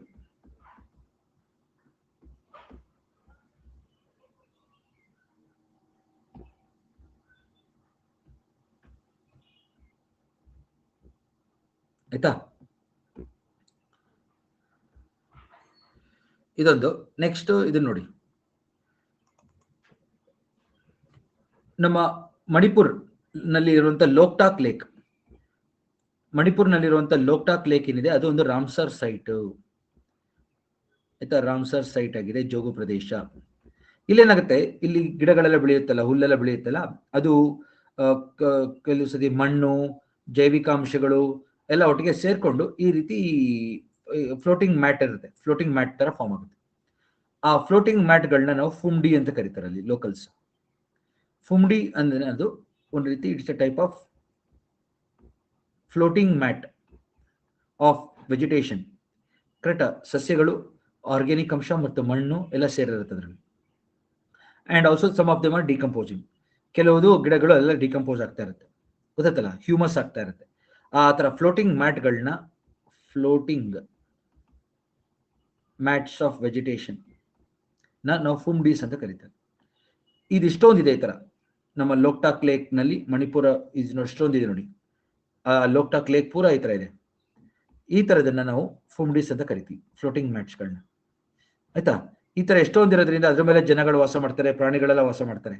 ಅದಕ್ಕೆ ಇದನ್ನ ಫ್ಲೋಟಿಂಗ್ ನ್ಯಾಷನಲ್ ಪಾರ್ಕ್ ಅಂತ ಕರೀತಾರೆ. ಸೊ ಜಗತ್ತಿನ ಏಕೈಕ ಫ್ಲೋಟಿಂಗ್ ನ್ಯಾಷನಲ್ ಪಾರ್ಕ್, ತೇಲ್ತಾ ಇರುವಂತ ರಾಷ್ಟ್ರೀಯ ಉದ್ಯಾನವನ ಅಂದ್ರೆ ಇದೆ, ಕೇಬಲ್ ಲಾಮ್ಜೋ ನ್ಯಾಷನಲ್ ಪಾರ್ಕ್ ಬರುತ್ತೆ. ಮಣಿಪುರದ ಕೇಬಲ್ ಲಾಮ್ಜೋ ನ್ಯಾಷನಲ್ ಪಾರ್ಕ್ ಇನ್ನ ಏನಕ್ಕೆ ಫ್ಲೋಟಿಂಗ್ ನ್ಯಾಷನಲ್ ಪಾರ್ಕ್ ಅಂತ ಕರೀತಾರೆ ಅಂದ್ರೆ, ಅದರಲ್ಲಿ ಎಷ್ಟೊಂದು ಫ್ಲೋಟಿಂಗ್ ವೆಜಿಟೇಷನ್ ಮ್ಯಾಟ್ಸ್ ಇದೆ. Floating mats of vegetation which are decomposing. ಅಲ್ಲೇ ಕೊಳಿತಾ ಇರುವಂತ, ಡಿಕಂಪೋಸ್ ಆಗ್ತಾ ಇರುವಂತ ಗಿಡಗಳನ್ನು ಒಂದು ಮ್ಯಾಟ್ ರೀತಿ ಇರೋದ್ರಿಂದ ಅದ್ರ ಮೇಲೆ ಜನಗಳು ವಾಸ ಮಾಡ್ತಾ ಇದ್ದಾರೆ, ಮನೆಗಳು ಕಟ್ಕೊಂಡಿದ್ದಾರೆ. ಆ ಮನೆಗಳನ್ನ ಕಾಂಗ್ ಪಾಕ್ಸ್ ಅಂತ ಕರೀತಾರೆ. ಕಚ್ಚಾ ಹಟ್ಸ್ಗಳಿವೆ, ಅಂದ್ರೆ ಕಚ್ಚಾ ಮೆಟೀರಿಯಲ್ ಯೂಸ್ ಮಾಡಿ, ಲೈಕ್ ಬ್ಯಾಂಬೂ, ಥ್ಯಾಚ್, ಗಿಡಗಳು, ಮರಗಳು, ಕೊಂಬೆ, ಅದನ್ನ ಬಳಸ್ಕೊಂಡು ಮನೆ ಕಟ್ಕೊಂಡಿರ್ತಾರೆ. ಆ ಕಚ್ಚಾ ಹಟ್ಸ್ಗಳನ್ನ ಕ್ಯಾಂಗ್ ಪಾಕ್ಸ್ ಅಂತ ಕರೀತಾರೆ. ನಾವು ಒಂದ್ಸತಿ ಹೋಗಿದ್ದಾಗ 2 ಸತಿ ಹೋಗಿದ್ದೀನಿ ಇದರಲ್ಲಿ. ಒಂದ್ಸತಿ ನಾ ಇದರಲ್ಲಿ ಇದ್ದೆ, ಅಲ್ಲೇ ಮೀನ್ ಹಿಡಿತಾರೆ, ಅಲ್ಲೇ ಸುತ್ತಮುತ್ತ ಮೀನ್ ಹಿಡಿತಾರೆ, ಅಲ್ಲೇ ಅದೇ ಕೊಡ್ತಾರೆ ಬೇಯಿಸ್ಬಿಟ್ಟು. It's very nice. Rice and fish are the staple food. ಆಯ್ತಾ, ಕ್ಯಾಂಗ್ ಪಾಕ್ಸ್. ಓಕೆ, ಇನ್ನೊಂದು ಅಟಪಂಪ್ಸ್ ಅಂತ. Athapums are circular phumdis. ಈ ತರ ರೌಂಡ್ ಫುಮ್ಡೀಸ್ ನ ನಾವು ಅಟಪಂಪ್ಸ್ ಅಂತ ಕರೀತಾರೆ ಅವರು. ಆಕ್ವಾಕಲ್ಚರ್ಗೆ, ಫಿಶ್ ಹಿಡಿಯೋದಕ್ಕೆ, ಫಿಶ್ ಪ್ರಾನ್ಸ್ನೆಲ್ಲ ಕಲ್ಟಿವೇಟ್ ಮಾಡ್ತಾರೆ ಇವರು. ಅದನ್ನ ಮಾಡೋದಕ್ಕೋಸ್ಕರ ಆಕ್ವಾಕಲ್ಚರ್ಗೆ ಅಟಪಂಪ್ಸ್ ಅಂತ ಕರೀತಾರೆ. ಈಗ ಎಕ್ಸಾಂಪಲ್ ಕೇಳ್ತಾರೆ, ಅಟಪಂಪ್ಸ್ ಅಂದರೆ ಏನು ಅಂತ ಕೇಳ್ತಾರೆ. ಯಾಕೆಂದ್ರೆ ಅವ್ರ ಕಲ್ಚರ್ ಅಲ್ಲಿ ಮಣಿಪುರ್ ಲೋಕ್ಟಾಕ್ ಜನಗಳು ಈ ರೀತಿ ಪದಗಳನ್ನ ಬಳಸೋದ್ರಿಂದ ಅದೇ ಎಕ್ಸಾಂಪಲ್ ಕ್ವಶನ್ ಆಗಿ ಬರುತ್ತೆ. ಫುಮ್ಡೀಸ್ ಅಂದ್ರೆ ಏನು ಅಂತ ಕೇಳ್ಬೋದು. ಆಯ್ತಾ, it's a floating mat of vegetation or decaying vegetation. ಕೊಳಿತಾ ಇರುವಂತ ಸಸ್ಯಗಳ ಒಂದು ಮ್ಯಾಟ್ ಅನ್ನು ಫುಮ್ಡೀಸ್ ಅಂತ ಕರಿತೀವಿ. Floating mats of decaying vegetation, ಕೊಳಿತಾ ಇರುವಂತ ಸಸ್ಯಗಳ ಒಂದು ಮ್ಯಾಟ್. ಪದರಕ್ಕೆ ಮೇಲೆ ಮೇಲ್ಪದರಕ್ಕೆ ಫುಮ್ಡೀಸ್ ಅಂತ ಕರಿತೀವಿ. ಗೊತ್ತಾಯ್ತು ಎಲ್ಲರಿಗೂ? ಕೇಬಲ್ ಲಮ್ಜೋ ನ್ಯಾಷನಲ್ ಪಾರ್ಕ್ ಇಲ್ಲಿ ನೋಡಿ ಹೆಂಗ್ ಕಾಣುತ್ತೆ, ಏರಿಯಲ್ ವ್ಯೂ.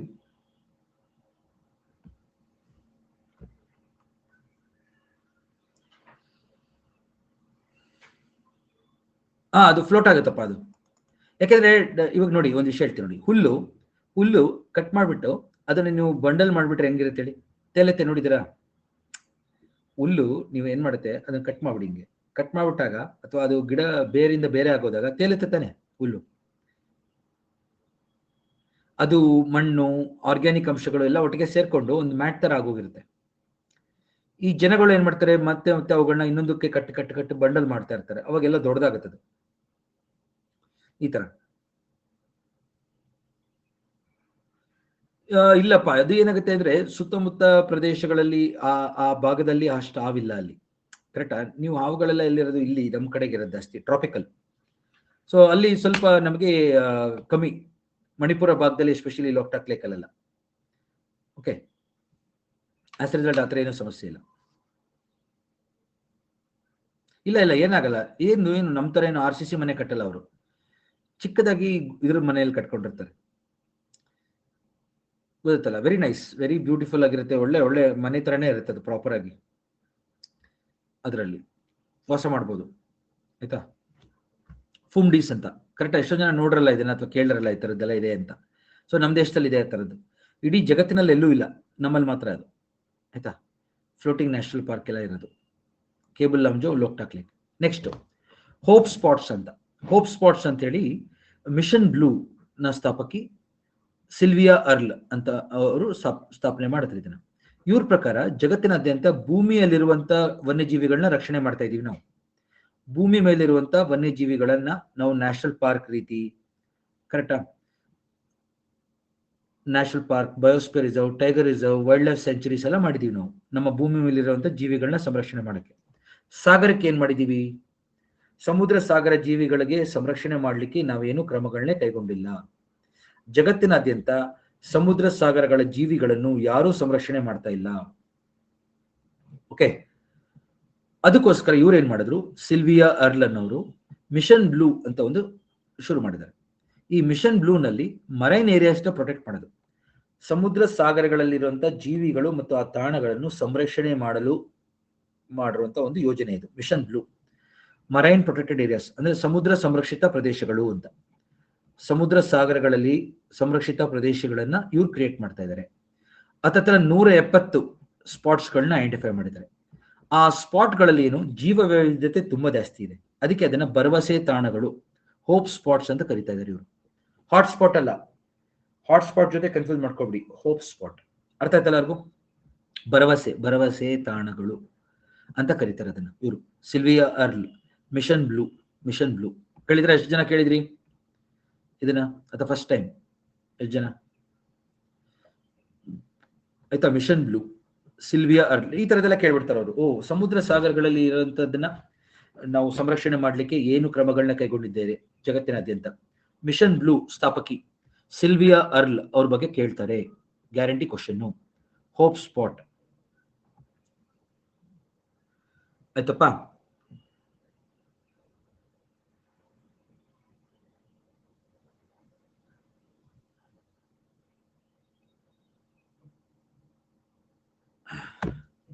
ನಾವು ಕಟ್ಕೊಳ್ಳಿ, ಇದನ್ನ ಕೇಳ್ತೇವೆ. ಯಾಕಂದ್ರೆ ಭೂಮಿ ಮೇಲಿರುವಂತಹ ಸಂರಕ್ಷಿತ ತಾಣಗಳನ್ನ ನಾವು ಕಾಪಾಡ್ತಾ ಇದೀವಿ, ಸಮುದ್ರ ಜೀವಿಗಳನ್ನ ನಾವೇನು ಮಾಡ್ತಾ ಇಲ್ಲ. ಅದಕ್ಕೆ ಸಮುದ್ರ ಸಾಗರಗಳ ಸಂರಕ್ಷಿತ ಪ್ರದೇಶಗಳು ಅಂತ ಸ್ಥಾಪನೆ ಮಾಡಿದ್ದಾರೆ ಇವರು. ಅದನ್ನ ಭರವಸೆ ತಾಣಗಳು ಅಂತ ಕರೀತಾರೆ. ಜಗತ್ತಿನಾದ್ಯಂತ 170 ಗುರುತಿಸಿದ್ದಾರೆ. ಭಾರತದಲ್ಲಿ 2 ಇದೆ. ಭಾರತದಲ್ಲಿ ಲಕ್ಷದ್ವೀಪ್ ಒಂದು ಭರವಸೆ ತಾಣ ಭಾರತದಲ್ಲಿ, ಇನ್ನೊಂದು ಅಂಡಮಾನ್ ನಿಕೋಬಾರ್ ಅಂತೇಳಿ ಗುರುತಿಸಿದ್ದಾರೆ. ಅಂದ್ರೆ ಈ ಪ್ರದೇಶಗಳಲ್ಲಿ ಜೀವ ವೈವಿಧ್ಯತೆ ತುಂಬಾ ಇದ್ದು ಅದನ್ನ ನಾವು ಕ್ರಮಗಳನ್ನ ಕೈಗೊಂಡು ಕಾಪಾಡಬೇಕು ಅಂತ. ಗೊತ್ತಾಯ್ತು ಎಲ್ಲರಿಗೂ? ಇದನ್ನ ಹೇಳಿದ್ದೆ ಅನ್ಸುತ್ತೆ, ಕರೆಕ್ಟ್. ಯಾಕೆಂದ್ರೆ ನಾನು ಸ್ವಲ್ಪ ಗ್ಯಾಪ್ ಆಯ್ತು, ಒಂದ್ ಸ್ವಲ್ಪ ಗ್ಯಾಪ್ ಆಗಿದ್ದರಿಂದ ನಾನು ರಿವೈಸ್ ಮಾಡಿಸ್ತಾ ಇದ್ದೀನಿ ಅದನ್ನ.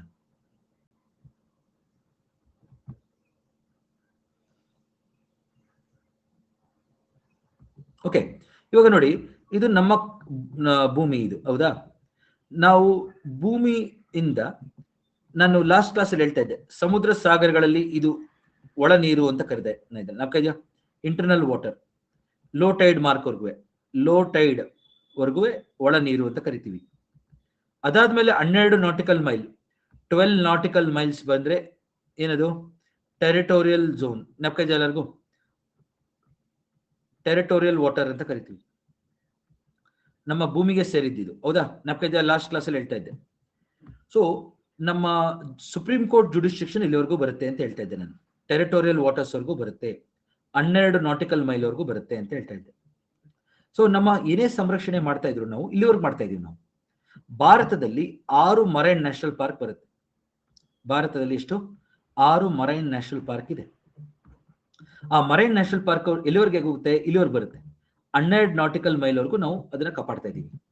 ಸಮುದ್ರ ಜೀವಿಗಳನ್ನ ಕಾಪಾಡ್ಲಿಕ್ಕೋಸ್ಕರ 6 ಮರೈನ್ ನ್ಯಾಷನಲ್ ಪಾರ್ಕ್ ಗಳನ್ನ ಮಾಡಿದೀವಿ, ಹೌದಾ? ಎಷ್ಟು? 6 marine national park, 12 nautical miles ವರ್ಗು ಬರುತ್ತಷ್ಟೇ ಅವುಗಳು, ಆಯ್ತಾ? ಯಾವ್ಯಾವುದು 6 ನ್ಯಾಷನಲ್ ಪಾರ್ಕ್ಗಳು, ಮರೈನ್ ನ್ಯಾಷನಲ್ ಪಾರ್ಕ್ಗಳು? ಬರೀರಿ ಬೇಗ. 6 ಮರೈನ್ ನ್ಯಾಷನಲ್ ಪಾರ್ಕ್, ಸಮುದ್ರ ಸಾಗರಗಳಲ್ಲಿ ಸಂರಕ್ಷಿತ ಪ್ರದೇಶಗಳು, ರಾಷ್ಟ್ರೀಯ ಉದ್ಯಾನವನ ಅಂತ ಕರಿತೀವಿ. 6 ಇದೆ. ಮೊದಲನೇದು ಗಲ್ಫ್ ಆಫ್ ಕಚ್, ಗುಜರಾತ್. ಎರಡನೇದು Malvan, Maharashtra. Gulf of Mannar,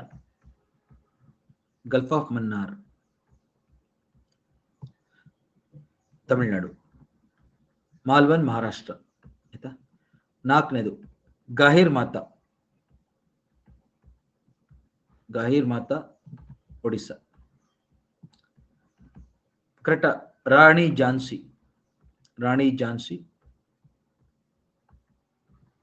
marine national park, Andaman Nicobar. Mahatma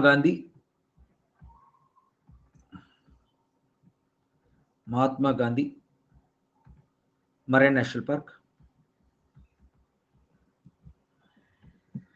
ಇದು Port Blair, Andaman Nicobar.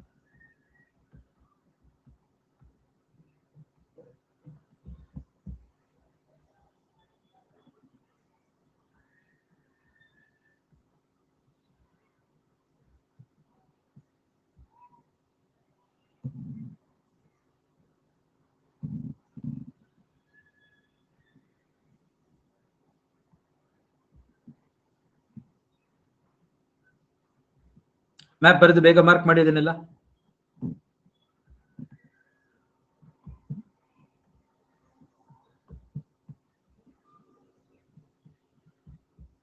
First one year, ಇದು ಗಲ್ಫ್ ಆಫ್ ಕಚ್ 1, ಮಾಲ್ವನ್ 2 ಇಲ್ಲಿ, ಆಯ್ತಾ? 3ನೇದು ಗಲ್ಫ್ ಆಫ್ ಮನ್ನಾರ್, ಇದು ತಮಿಳುನಾಡು. 4ನೇದು ಒಡಿಸ್ಸಾದಲ್ಲಿ ಬರ್ತಿದೆ. 4ನೇದು ಗಾಹಿರ್ ಮಾತಾ.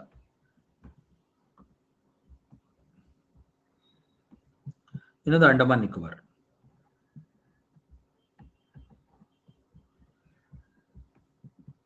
5ನೇದು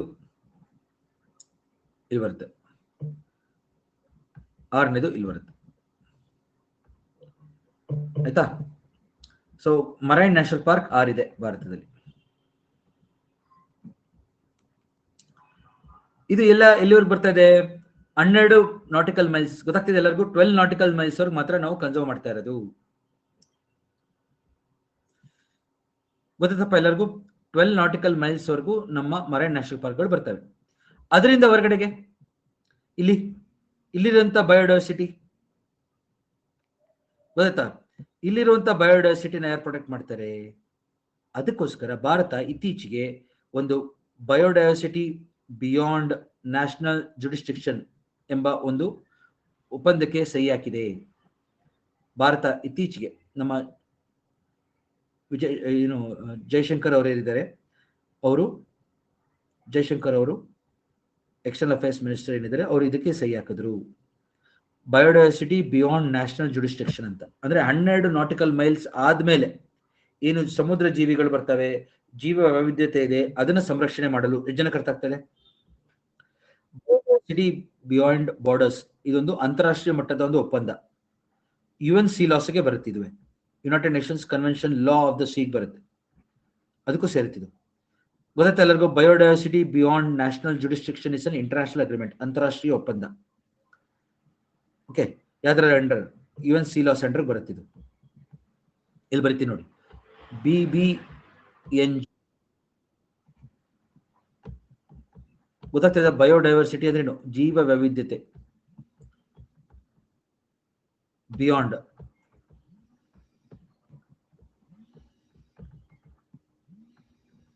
ನ್ಯಾಷನಲ್ ಜುರಿಸ್ಡಿಕ್ಷನ್.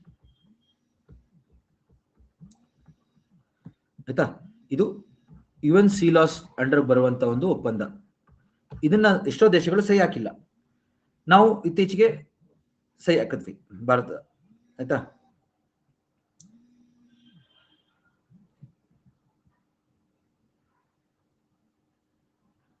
ಅಂದ್ರೆ ಇವ್ರದ್ದು ಮುಖ್ಯ ಉದ್ದೇಶ ಏನಂದ್ರೆ 2030ರವರೆಗೆ ಸಮುದ್ರ ಸಾಗರಗಳಲ್ಲಿ ಹತ್ತತ್ರ 30% ಅಷ್ಟನ್ನಾರು ನಾವು ಸಂರಕ್ಷಣೆ ಮಾಡಬೇಕು. 30% of the land and C, 30% of land and C by 2030. 30% of land and C, ಭೂ ಮತ್ತು ಸಮುದ್ರ ಜೀವಿಗಳನ್ನು ಸಂರಕ್ಷಿಸುವಂತ ಒಂದು ಯೋಜನೆ.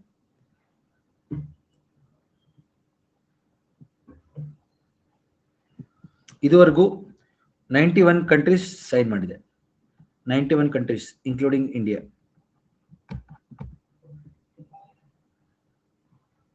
ಓಕೆ, 2030ರವರೆಗೆ ಹತ್ತತ್ರ ಭೂಮಿ ಮತ್ತು ನೀರಿನ 30% ಅಷ್ಟು ಪ್ರದೇಶವನ್ನು ಸಂರಕ್ಷಿಸುವಂತ ಒಂದು ಗುರಿ ಇದೆ. ಇದು ಗುರಿ ಆಯ್ತಾ? ಅವರ ಆಬ್ಜೆಕ್ಟಿವ್ ಗೊತ್ತಾಯ್ತಾ ಎಲ್ಲರಿಗೂ? ಅವರ ಮುಖ್ಯ ಉದ್ದೇಶ 2030ರವರೆಗೆ. ಕೇಳ್ತಾರೆ ಇದನ್ನ? ಓಕೆ, ಕೇಳ್ತಾರೆ ಇದನ್ನ, ಗ್ಯಾರಂಟಿ ಕ್ವಶನ್. ಆಯ್ತಾ? ಹೆಂಗ್ ಕೇಳ್ತಾರೆ ಗೊತ್ತಾ? 30/30 ಅಂತೀವಿ ನಾವು ಇದನ್ನ. 30/30 ಟಾರ್ಗೆಟ್. ಗೊತ್ತಾಗ್ತದೆ ಎಲ್ಲರಿಗೂ ಕ್ವಶನ್ ಹೆಂಗ್ ಬರುತ್ತೆ ಅಂತ? ಎಕ್ಸಾಮ್ ಅಲ್ಲಿ ಕೇಳ್ಬಿಟ್ರೆ ಏನ್ ಮಾಡ್ತೀರಾ? 30/30 ಟಾರ್ಗೆಟ್ ಏನಿದು? KPSC ಅವ್ರದ್ದು ಮತ್ತೆ ನೆಕ್ಸ್ಟ್ ಪ್ರಿಲಿಮ್ಸ್ ಮಾಡೋ ಒಂದು ಇದಲ್ಲ. Okay, it's not the KPSC target. ಆಯ್ತಾ? 30/30 ಅಂದ್ರೆ 2030ರವರೆಗೆ 30% ಅಷ್ಟು ಪ್ರದೇಶವನ್ನು ಸಂರಕ್ಷಿಸುವಂತ ಒಂದು ಗುರಿ. ಆಯ್ತಾ ಎಲ್ಲರಿಗೂ? ಗೊತ್ತಾಯ್ತಾ? 30/30. ಸೊ ಬೈ 2030 30% ಅಷ್ಟು ಪ್ರದೇಶವನ್ನು ಸಂರಕ್ಷಿಸುವಂತ ಒಂದು ಗುರಿ. ಆಯ್ತಾ?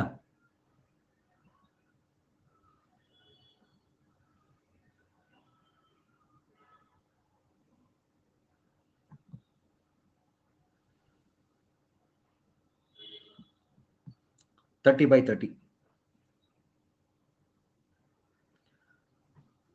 30% of the land and sea to be protected by 2030 ಅಂತ. ಅರ್ಥ ಆಯ್ತಾ ಎಲ್ಲರಿಗೂ? ವೆರಿ ಇಂಪಾರ್ಟೆಂಟ್ ಅಂತ ಹಾಕಿದ್ದೀನಿ ನಾನು ಯೂಶಲಿ ವೆರಿ ಇಂಪಾರ್ಟೆಂಟ್ ಅಂತ ಬರೆಯೋದಿಲ್ಲ ಸುಮ್ಮನೆ. ಗೊತ್ತಾಯ್ತಾ? ಅದನ್ನ ಬರಿತಾ ಇದ್ದೀರಿ ಅಂದ್ರೆ ಕೇಳ್ತಾರೆ ಅಂತ ಅರ್ಥ.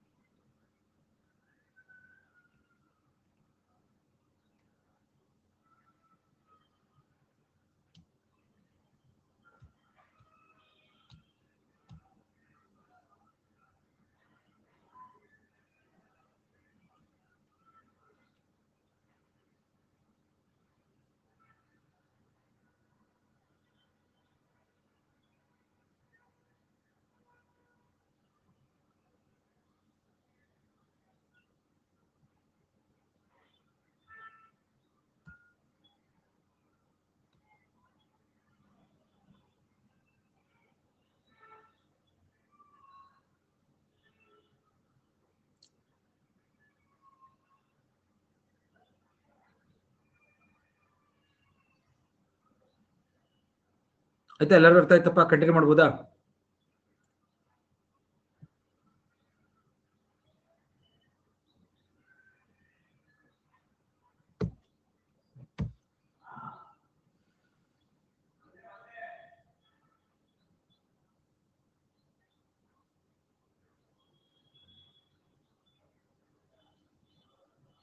ಇದು ಬಂದಿದ್ದು ಯಾವಾಗ ಅಂತ ಕೇಳಿದ್ರು ಕೇಳ್ಬೋದು. ಏನಂತ ಕೇಳ್ತಾರೆ, ಯಾವಾಗ ಇದು ಬಂತು? 2022ರಲ್ಲಿ ಒಂದು United nations convention on biological diversity ಇದು ನಡೆಯುತ್ತೆ. ಕಾನ್ಫರೆನ್ಸ್, ಬಯಾಲಜಿಕಲ್ ಡೈವರ್ಸಿಟಿ ಕಾನ್ಫರೆನ್ಸ್ ನಡೆಯುತ್ತೆ 2022ರಲ್ಲಿ ಮಾಂಟ್ರಿಯಾಲ್ ಕೆನಡಾದಲ್ಲಿ ನಡೆಯುತ್ತೆ. ಅವಾಗ ಬಂದಿದ್ದು. Okay, biodiversity. ಓಕೆ, 2022 ನಾವು ಕಟ್ಕೊಳ್ಳಿ, ಕೇಳ್ತಾ ಇದ್ದೀನಿ.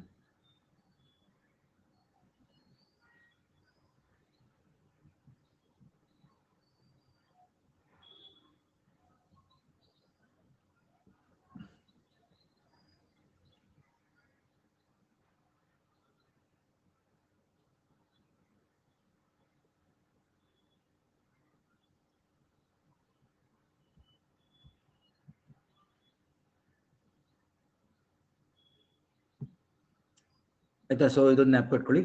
ನೆಕ್ಸ್ಟ್ ನೋಡಿ ಸತೀಶ್, UN ಸೀಲಾಸ್ಗೆ ಅವ್ರಿಗೇನು ಹೆಡ್ ಕ್ವಾರ್ಟರ್ಸ್ ಇಲ್ಲ, ಆದ್ರೆ UN ಸೀಬೆಡ್ ಅಂತ ಇದೆ, ಇಂಟರ್ನ್ಯಾಷನಲ್ ಸೀಬೆಡ್ ಅಥಾರಿಟಿ ಅಂತ ಇದೆ, ISBA. ಅವರೇ ಇದನ್ನ ಎತ್ತಿಡಿಯೋದು. ಅಂದ್ರೆ ಈ ಕಾನೂನು ವ್ಯವಸ್ಥೆನ, ಕಾಯ್ದೆನ ತರದು, ಜಾರಿಗೆ ತರದು ಇವರೇ. ISBA ಅಂತೇಳಿ ಜಮೈಕಾ ಕಿಂಗ್ಸ್ಟನ್ ಅಲ್ಲಿ ಇದ್ದಾರೆ ಇವರು. Okay, Jamaica Kingston.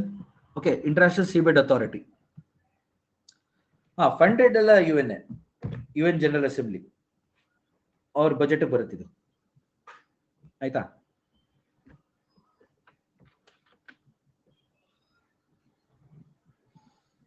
$30 by 30 ಕೇಳ್ತಾರೆ ಇದನ್ನ. 2030ರವರೆಗೆ 30% of land and sea have to be protected. Next hotspot ನೋಡಿ, ಹಾಟ್ಸ್ಪಾಟ್ ಇದು ಹೇಳಿದ್ದೀನಿ ನಾನು, ನಾರ್ಮನ್ ಮೇಯರ್. ಆದ್ರೆ ಒಂದು ಟಾಪಿಕ್ ಮಿಸ್ ಆಗಿತ್ತು, ಅದಕ್ಕೆ ಮತ್ತೆ ರಿಪೀಟ್ ಮಾಡ್ತಾ ಇದ್ದೀನಿ. ನಾರ್ಮನ್ ಮೇಯರ್ಸ್ ಅನ್ನೋರು 1988 ಅಲ್ಲಿ ಒಂದು ಎನ್ವೈರನ್ಮೆಂಟಲಿಸ್ಟ್ ಅಂತ ಆರ್ಟಿಕಲ್ ಬರೀತಾರೆ. ನಾರ್ಮನ್ ಮೇಯರ್ ಅನ್ನೋರು ಎನ್ವೈರನ್ಮೆಂಟಲಿಸ್ಟ್ ಆರ್ಟಿಕಲ್ ಬರೀತಾರೆ 1988 ಅಲ್ಲಿ. ಅದರಲ್ಲಿ ಈ ಹಾಟ್ಸ್ಪಾಟ್ ಎಂಬ ಪದ ಬರೀತಾರೆ, ಹಾಟ್ಸ್ಪಾಟ್ ಎಂಬ ಪದ ಬಳಸ್ತಾರೆ. ಅವ್ರ ಪ್ರಕಾರ ಜಗತ್ತಿನಲ್ಲಿ ಎಲ್ಲಿ ಜೀವ ವೈವಿಧ್ಯತೆ ಜಾಸ್ತಿ ಇರುತ್ತಲ್ಲ, ಅದು ಮಾನವ ಚಟುವಟಿಕೆಗಳಿಂದ ತೊಂದರೆಗೊಳಗಾಗಿರುತ್ತಲ್ಲ, ಆ ಜಾಗಗಳನ್ನ ಹಾಟ್ಸ್ಪಾಟ್ ಅಂತ ಕರೀತಾ ಇದ್ದೀವಿ. Hotspots are places of very high biodiversity, and it should be under threat from human activity. High biodiversity and it should be under threat. ಅವುಗಳು ಮಾನವ ಚಟುವಟಿಕೆಗಳಿಂದ ತೊಂದರೆಗೊಳಗಾಗಿರಬೇಕು. It should be under threat from human activity. ಅತಿ ಹೆಚ್ಚು ಜೀವ ವೈವಿಧ್ಯತೆ ಇರುವಂತಹ ಪ್ರದೇಶಗಳು, okay, ಅದು ಮಾನವ ಚಟುವಟಿಕೆಗಳಿಂದ ತೊಂದರೆಗೊಳಗಾಗಿರ್ಬೇಕು. ಅಂತ ಜಾಗಗಳನ್ನು ಹಾಟ್ಸ್ಪಾಟ್ ಅಂತ ಕರಿತೀವಿ, ಎಕಾಲಜಿಕಲ್ ಹಾಟ್ಸ್ಪಾಟ್. ಓಕೆ, ಎರಡು ಕ್ರೈಟೀರಿಯಾ ಕೊಟ್ಟಿದೆ ನೋಡಿ. ಅವುಗಳಲ್ಲಿ ಕನಿಷ್ಠ 0.5% ಆಫ್ 1500 ಜಾತಿಯ, ಸಾರಿ ನೋಡಿ, ಕನಿಷ್ಠ 0.5% ಅಥವಾ 1500 ಜಾತಿಯ ಸ್ಥಳೀಯ ಸಸ್ಯಗಳು ಹೊಂದಿರಬೇಕು. ಆಯ್ತಾ? ನಾವು ಕಟ್ಕೊಳ್ಳಿ, 0.5% ಅಥವಾ 0.5% ಅಥವಾ 1500 ಜಾತಿಯ ಸ್ಥಳೀಯ ಸಸ್ಯಗಳನ್ನು ಹೊಂದಿರಬೇಕು. ನೇಟಿವ್ ವ್ಯಾಸ್ಕ್ಯುಲರ್ ಪ್ಲಾಂಟ್ಸ್ ಇರಬೇಕು, ನೇಟಿವ್ ಆಗಿ, ಎಂಡಮಿಕ್ ಆಗಿ ಆ ಜಾಗಕ್ಕೆ. ಆಮೇಲೆ ಅದು 70% ಅಷ್ಟು ಪ್ರಾಥಮಿಕ ಸಸ್ಯಗಳನ್ನ ಕಳೆದುಕೊಂಡಿರಬೇಕು. It should have lost at least 70% ಅಷ್ಟು ಸಸ್ಯ ವರ್ಗವನ್ನು ಕಳೆದುಕೊಂಡಿರಬೇಕು. ನಾವು ಕಟ್ಕೊಳ್ಳಿ ಇದನ್ನ. ಆಯ್ತಾ? 1500 ಜಾತಿಯ ಸ್ಥಳೀಯ ಗಿಡಗಳು, ಸಸ್ಯಗಳಿರಬೇಕು. ಹಂಗೆ 70% ಅಷ್ಟು ಸಸ್ಯವರ್ಗವನ್ನು ಕಳೆದುಕೊಂಡಿರ್ಬೇಕು. ಇವೆರಡರ ಆಧಾರದ ಮೇಲೆ ನಾವು ಹಾಟ್ಸ್ಪಾಟ್ಸ್ಗಳನ್ನ ಗುರುತಿಸ್ತೀವಿ. ಎಕ್ಸಾಮ್ ಅಲ್ಲಿ ಏನ್ ಮಾಡ್ತಾರೆ, ಬೇಕು ಅಂತ 2000 ಅಂತ ಕೊಟ್ಬಿಡ್ತಾರೆ, ಇದನ್ನ 75% ಅಂತ ಕೊಟ್ಬಿಡ್ತಾರೆ. ಅವಾಗ ಏನ್ ಮಾಡ್ತೀರಾ? 75% ಅಂತ ಕೊಟ್ಬಿಡ್ತಾರೆ, 1700 ಅಂತ ಕೊಟ್ಬಿಡ್ತಾರೆ ಬೇಕು ಅಂತ. ಅವಾಗ ನೀವು ಕನ್ಫ್ಯೂಸ್ ಆಗಿ ಹೋಗ್ತೀರಾ. ಜೋಪಾನ, ನಂಬರ್ಸ್ ಅಲ್ಲಿ ಜೋಪಾನ. ಆಯ್ತಾ? ಅದಾದ್ಮೇಲಿಂದ ಇವ್ರು ಹೇಳಿದ್ಮೇಲಿಂದ ಕನ್ಸರ್ವೇಷನ್ ಇಂಟರ್ನ್ಯಾಷನಲ್, CI ಹೇಳಿದ್ನಲ್ಲಾಗ್ಲೇ, ಅಂತಾರಾಷ್ಟ್ರೀಯ ಸಂರಕ್ಷಣಾ ಸಂಸ್ಥೆ ಇದೆ, ಕನ್ಸರ್ವೇಷನ್ ಇಂಟರ್ನ್ಯಾಷನಲ್ ಅಂತ, ಅಂತಾರಾಷ್ಟ್ರೀಯ ಸಂರಕ್ಷಣಾ ಸಂಸ್ಥೆ, ಕನ್ಸರ್ವೇಷನ್ ಇಂಟರ್ನ್ಯಾಷನಲ್. ಆಗ್ಲೇ ಹೇಳಿದ್ದೀನಿ ನಾನು. ಇವರು 36 ಹಾಟ್ಸ್ಪಾಟ್ಸ್ಗಳನ್ನ ಹುಡುಕಿದ್ದಾರೆ. ಜಗತ್ತಿನಲ್ಲಿ ಎಷ್ಟು ಹಾಟ್ಸ್ಪಾಟ್ಸ್? 36. ಓಕೆ, ಹಾಟ್ಸ್ಪಾಟ್ಸ್ಗಳು ಅದರಲ್ಲಿ ಭಾರತದಲ್ಲಿ 4. ಇಲ್ಲಿ ನೋಡಿ, ಇಲ್ಲಿ 36 ಹಾಟ್ಸ್ಪಾಟ್ಸ್ಗಳು ಇದೆ. ಇದರಲ್ಲಿ 36. ಅದರಲ್ಲಿ ಭಾರತದಲ್ಲಿ ನೋಡಿ, ಹಿಮಾಲಯ 1, ವೆಸ್ಟರ್ನ್ ಘಾಟ್ಸ್ ಮತ್ತು Sri Lanka 2, Indo Burma 3, up to 10 degree channel ಕೆಳಗಡೆ ಸುಂಡಾಲ್ಯಾಂಡ್ 4. ಸಿಗ್ತಾ ಎಲ್ಲರಿಗೂ? ನೋಡ್ತಾ ಇದ್ದೀರಾ ಎಲ್ಲರೂ? ಭಾರತದಲ್ಲಿ ಯಾವುದು ಅಂದ್ರೆ Himalaya, Western Ghat, Sri Lanka, Indo Burma ಮತ್ತು ಸುಂಡಾಲ್ಯಾಂಡ್.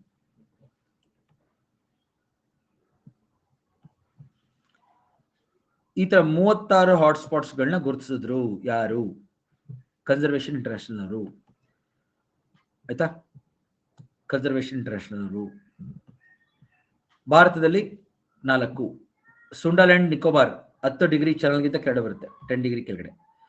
10 ಡಿಗ್ರಿ ಮೇಲ್ಗಡೆ ಇಂಡೋ ಬರ್ಮಾ, ಅಂಡಮಾನ್ ಭಾಗ ಬರುತ್ತೆ. ಇದು ಹಿಮಾಲಯ ಭಾಗ ಮತ್ತು ಇದು ವೆಸ್ಟರ್ನ್ ಘಾಟ್ಸ್. ಈಗ ಏನ್ ಮಾಡಿದ್ದಾರೆ, ಆ 36ರಲ್ಲಿ 8ನ್ನ hottest of the hottest hotspot ಅಂತ ಕರೀತಾರೆ. ಏನಂತ ಕರೀತಾರೆ?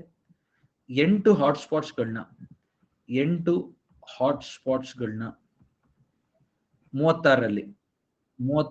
ಹಾಟ್ಸ್ಪಾಟ್ಸ್ಗಳಲ್ಲಿ ಅರ್ಥ ಆಗ್ತಿದೆ ಎಲ್ಲರಿಗೂ? 8ನ್ನ ಹಾಟೆಸ್ಟ್ ಆಫ್ ದ ಹಾಟೆಸ್ಟ್ ಅಂದ್ರೆ ಏನು? ಅತಿ ಹೆಚ್ಚು ವೈವಿಧ್ಯತೆ ಇರೋದು ಮತ್ತು ಅತಿ ಹೆಚ್ಚು ಸಮಸ್ಯೆಯಲ್ಲಿರೋದು ಹಾಟೆಸ್ಟ್ ಆಫ್ ದಿ ಹಾಟ್ಸ್ಪಾಟ್ ಅಂತ ಕರೀತಾ ಇದ್ದಾರೆ. ಗೊತ್ತಾಗ್ತಾ ಎಲ್ಲರಿಗೂ? ಇದನ್ನ ಅನುವಾದ ಮಾಡಕ್ ಹೋಗ್ಬೇಡ್ರಪ್ಪ, ಹಾಟೆಸ್ಟ್ ಅಂತ ಹೇಳಿ ಏನೋ ಬರೆಯಕ್ ಹೋಗ್ಬೇಡಿ. ಆಮೇಲೆ ಹಾಟೆಸ್ಟ್ ಆಫ್ ದಿ ಹಾಟ್ಸ್ಪಾಟ್ ಅಂದ್ರೆ ಅತಿ ಹೆಚ್ಚು ವೈವಿಧ್ಯತೆ ಇರುವಂತದ್ದು ಮತ್ತು ಅತಿ ಹೆಚ್ಚು ಮಾನವ ಚಟುವಟಿಕೆಗಳಿಂದ ತೊಂದರೆಗೊಳಗಾಗಿರುವಂತದ್ದು ಅಂತ. ಗೊತ್ತಾಯ್ತಾ ಎಲ್ಲರಿಗೂ? ದಯವಿಟ್ಟು ಇದನ್ನ ಅನುವಾದ ಮಾಡಕ್ ಹೋಗ್ಬೇಡಿ. ಹಾ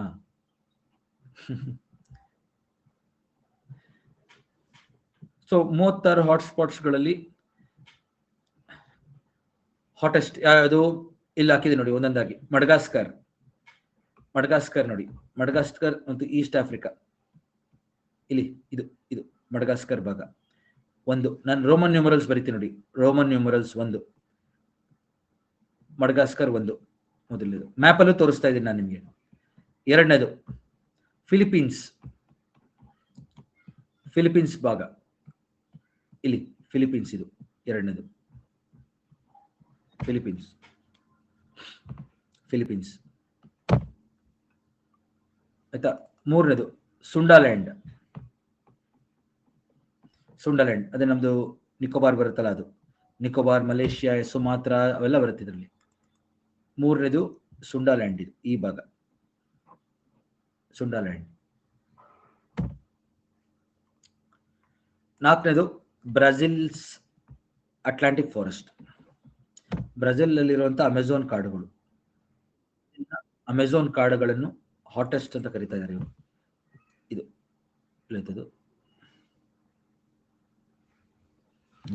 4 ಬ್ರೆಜಿಲಿಯನ್ ಅಟ್ಲಾಂಟಿಕ್ ಫಾರೆಸ್ಟ್. ಅದು ಫೋಟೋ ಕೊಟ್ಟಿದ್ದೀನಿ ನಾನು. ಕೆರಿಬಿಯನ್ ದ್ವೀಪಗಳು 5 ಕೆರಿಬಿಯನ್ ದ್ವೀಪಗಳು ನೋಡಿ. ಇಲ್ಲೂ ಅಷ್ಟೇ ಹಾಟ್ಸ್ಪಾಟ್ಗಳು. ಆಮೇಲೆ ಎಷ್ಟೊಂದು ಜೀವ ವೈವಿಧ್ಯತೆಗೆ ಧಕ್ಕೆ ಉಂಟಾಗ್ತಾ ಇದೆ ಜನಗಳಿಂದ. 5ನೇದು ನೋಡಿ, 5th 5. ಇನ್ನು 3 ಇದೆ, ನೋಡ್ಬಿಡಿ ಅದನ್ನ, ಯಾಕೆಂದ್ರೆ ಇವಾಗ ರೀಸೆಂಟ್ ಆಗಿ ಚೇಂಜಸ್ ಆಗಿರೋದು ಇವೆಲ್ಲ. ಹಾಟೆಸ್ಟ್ ಆಫ್ ದ ಹಾಟ್ಸ್ಪಾಟ್ 6ನೇದು ನೋಡಿ, ಇಂಡೋ ಬರ್ಮಾ ನೋಡಿ. ಭಾರತದ 2 ಬರ್ತಾ ಇದೆ ನೋಡಿ ಇಲ್ಲೇ. ಇಂಡೋ ಬರ್ಮಾ 6 ಇಂಡೋ ಬರ್ಮಾ ಆಯ್ತಾ? ನೆಕ್ಸ್ಟ್ ವೆಸ್ಟರ್ನ್ ಘಾಟ್ ಶ್ರೀಲಂಕಾ 3 ಬರ್ತಾ ಇದೆ ನೋಡಿ, ಹಾಟೆಸ್ಟ್ ಆಫ್ ದ ಹಾಟ್ಸ್ಪಾಟ್ ಅಲ್ಲಿ. ಕರೆಕ್ಟಾ? ಶ್ರೀಲಂಕಾ, ವೆಸ್ಟರ್ನ್ ಘಾಟ್ಸ್ ಕೂಡ ಸೇರ್ಕೊಂಡ್ಬಿಟ್ಟಿದ್ದಾರೆ. ಈಗ ಗೊತ್ತಾಯ್ತಲ್ಲ, ಭಾರತದಲ್ಲಿ 4 ಹಾಟ್ಸ್ಪಾಟ್ ಅಲ್ಲಿ 3ನ್ನ ಹಾಟೆಸ್ಟ್ ಆಫ್ ದ ಹಾಟ್ ಅಂತ ಕರೀತಾ ಇದ್ದಾರೆ. Eastern arc and coastal forest of Tanzania, Kenya. ಇದೆಷ್ಟು? 8. 8ನೇದು ಆಫ್ರಿಕಾ ಕರಾವಳಿ ತೀರ. ಇದು eastern arc, coastal forest of eastern Africa. ಇದು 8. ಸಿಗ್ತಾ ಎಲ್ಲರಿಗೂ? ಗೊತ್ತಾಗ್ತಾ ಎಲ್ಲರಿಗೂ? 8ನ ಹಾಟೆಸ್ಟ್ ಆಫ್ ದ ಹಾಟ್ ಅಂತ ಕರೀತಾ ಇದ್ದಾರೆ. ಅದನ್ನ ನಾನು ರೋಮನ್ ನ್ಯೂಮರಲ್ಸ್ ಅಲ್ಲಿ ಕೊಟ್ಟಿದ್ದೀನಿ. ಎಕ್ಸಾಮ್ ಅಲ್ಲಿ ಕೇಳ್ಬೋದಲ್ಲ, ಭಾರತದಲ್ಲಿ 4 ಹಾಟ್ಸ್ಪಾಟ್ ಅನ್ನ ಇದೆ, ಅದು ಗೊತ್ತಿದೆ, ಬಯೋಡೈವರ್ಸಿಟಿ ಹಾಟ್ಸ್ಪಾಟ್. ಅದರಲ್ಲಿ 4ರಲ್ಲಿ 3 ಹಾಟೆಸ್ಟ್ ಅಂತ ಕರೀತಾರೆ.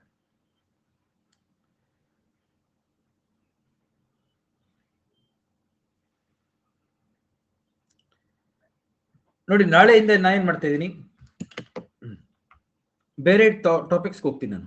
ಅಂದ್ರೆ ನಮ್ಮ ಪರಿಸರ ಶಾಸ್ತ್ರದ ಸಿಲೆಬಸ್ ಅಲ್ಲಿ ನೀವೇನ ನೋಡಿದ್ರೆ ನೋಡಿ ಏನೇನಿದೆ ನೋಡಿ, ನ್ಯಾಚುರಲ್ ರಿಸೋರ್ಸಸ್ ಸಂಪನ್ಮೂಲ ಅಂತ ಇದೆ, ಇಲ್ಲಿ ನೋಡಿ ಪೊಲ್ಯೂಷನ್ ಅಂತ ಇದೆ, ಪೊಲ್ಯೂಷನ್, ಈ ತರ ಟಾಪಿಕ್ಸ್ ಗಳಿವೆಲ್ಲ. ಇದನ್ನೆಲ್ಲ ಕವರ್ ಮಾಡ್ತಾ ಶುರು ಮಾಡ್ತೀನಿ ನಾನು. ನೆಕ್ಸ್ಟ್ ಎನ್ವೈರನ್ಮೆಂಟಲ್ ಪೊಲ್ಯೂಷನ್, ರಿಸೋರ್ಸಸ್, ಕರೆಕ್ಟಾ, ರೋಲ್ ಆಫ್ IT, ಯಾಕಂದ್ರೆ ಮೇನ್ ಸಿಲೆಬಸ್ ಅಲ್ಲಿ ಏನೇನಿದೆ ಅದನ್ನ ಕವರ್ ಮಾಡ್ಬಿಡ್ತೀನಿ ನಾನು ನೆಕ್ಸ್ಟ್, ಆಯ್ತಾ. ಸೊ ನಮ್ಮ ರೈನ್ ವಾಟರ್ ಹಾರ್ವೆಸ್ಟಿಂಗ್ ಅಂದ್ರೆ ಏನು, ಆ ತರ ಟಾಪಿಕ್ಸ್ ಗಳನ್ನ ತಗೊಂಡು ನಾನೇ ಸೆಲೆಕ್ಟ್ ಮಾಡಿ ಆ ಟಾಪಿಕ್ಸ್ ಗಳನ್ನ ಒಂದೊಂದಾಗಿ ಕವರ್ ಮಾಡ್ಬಿಡ್ತಾ ಬರ್ತೀನಿ, ಆಯ್ತಾ, ಒಂದೊಂದಾಗಿ. ಅವಾಗ ಎನ್ವೈರನ್ಮೆಂಟ್ ಟಾಪಿಕ್ಸ್ ಕವರ್ ಆಗೋಗುತ್ತೆ, ಸಿಲೆಬಸ್ ಕವರ್ ಆಗುತ್ತೆ.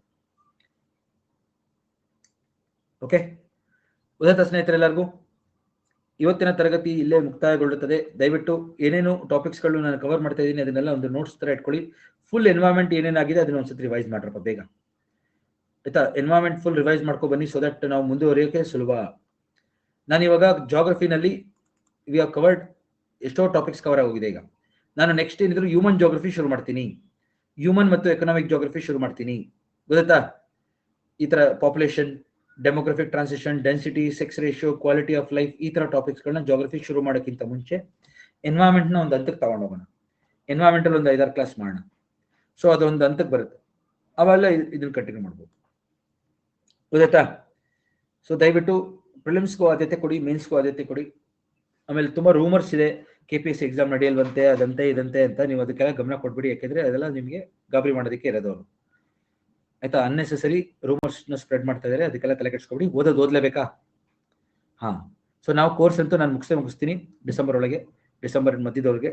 ಸೊ ನೀವು ಓದೋದನ್ನು ಓದಿ ಚೆನ್ನಾಗಿ. ದಯವಿಟ್ಟು ಎಲ್ಲರಿಗೂ ಹೇಳಿ ಸೇರೋದಕ್ಕೆ, ಯಾಕೆಂದ್ರೆ ಇನ್ನೂ ಹೆಚ್ಚಿನ ಟಾಪಿಕ್ ಬರ್ತಾ ಇದೆ ಮುಂದಕ್ಕೆ. ಇಷ್ಟೊತ್ತಿಗಾಗಲೇ ನಾವು ಇನ್ನೂ ಕವರ್ ಮಾಡೋಕ್ಕಿದೆ ಟಾಪಿಕ್ಸ್ಗಳನ್ನ, ಮಿನರಲ್ಸ್ ಎಲ್ಲ ಹೋಗ್ತೀನಿ ನೆಕ್ಸ್ಟ್, ಆಯ್ತಾ. ಥ್ಯಾಂಕ್ ಯು ಫ್ರೆಂಡ್ಸ್ ಎಲ್ಲರಿಗೂ ಇವತ್ತಿನ ತರಗತಿ ಬಂದಿದ್ದಕ್ಕೆ. ಮುಂದಿನ ತರಗತಿ ನಾಳೆ ರಿಸೋರ್ಸಸ್ ಮತ್ತು ಪೊಲ್ಯೂಷನ್ ಟಾಪಿಕ್ ಶುರು ಮಾಡ್ತೀನಿ ನಾನು. ಥ್ಯಾಂಕ್ ಯು ಎಲ್ಲರಿಗೂ. ದಯವಿಟ್ಟು ನನ್ನ ಕೋರ್ಸ್ ಬಗ್ಗೆ ಹೇಳಿ, ಎಲ್ಲರಿಗೂ ನನ್ನ ಕೋರ್ಸ್ ಬಗ್ಗೆ ಹೇಳಿ ಸೇರ್ಲಿಕ್ಕೆ ಪ್ರೋತ್ಸಾಹ ಕೊಡಿ, ಆಯ್ತಾ ಎಲ್ಲರಿಗೂ. Thank you.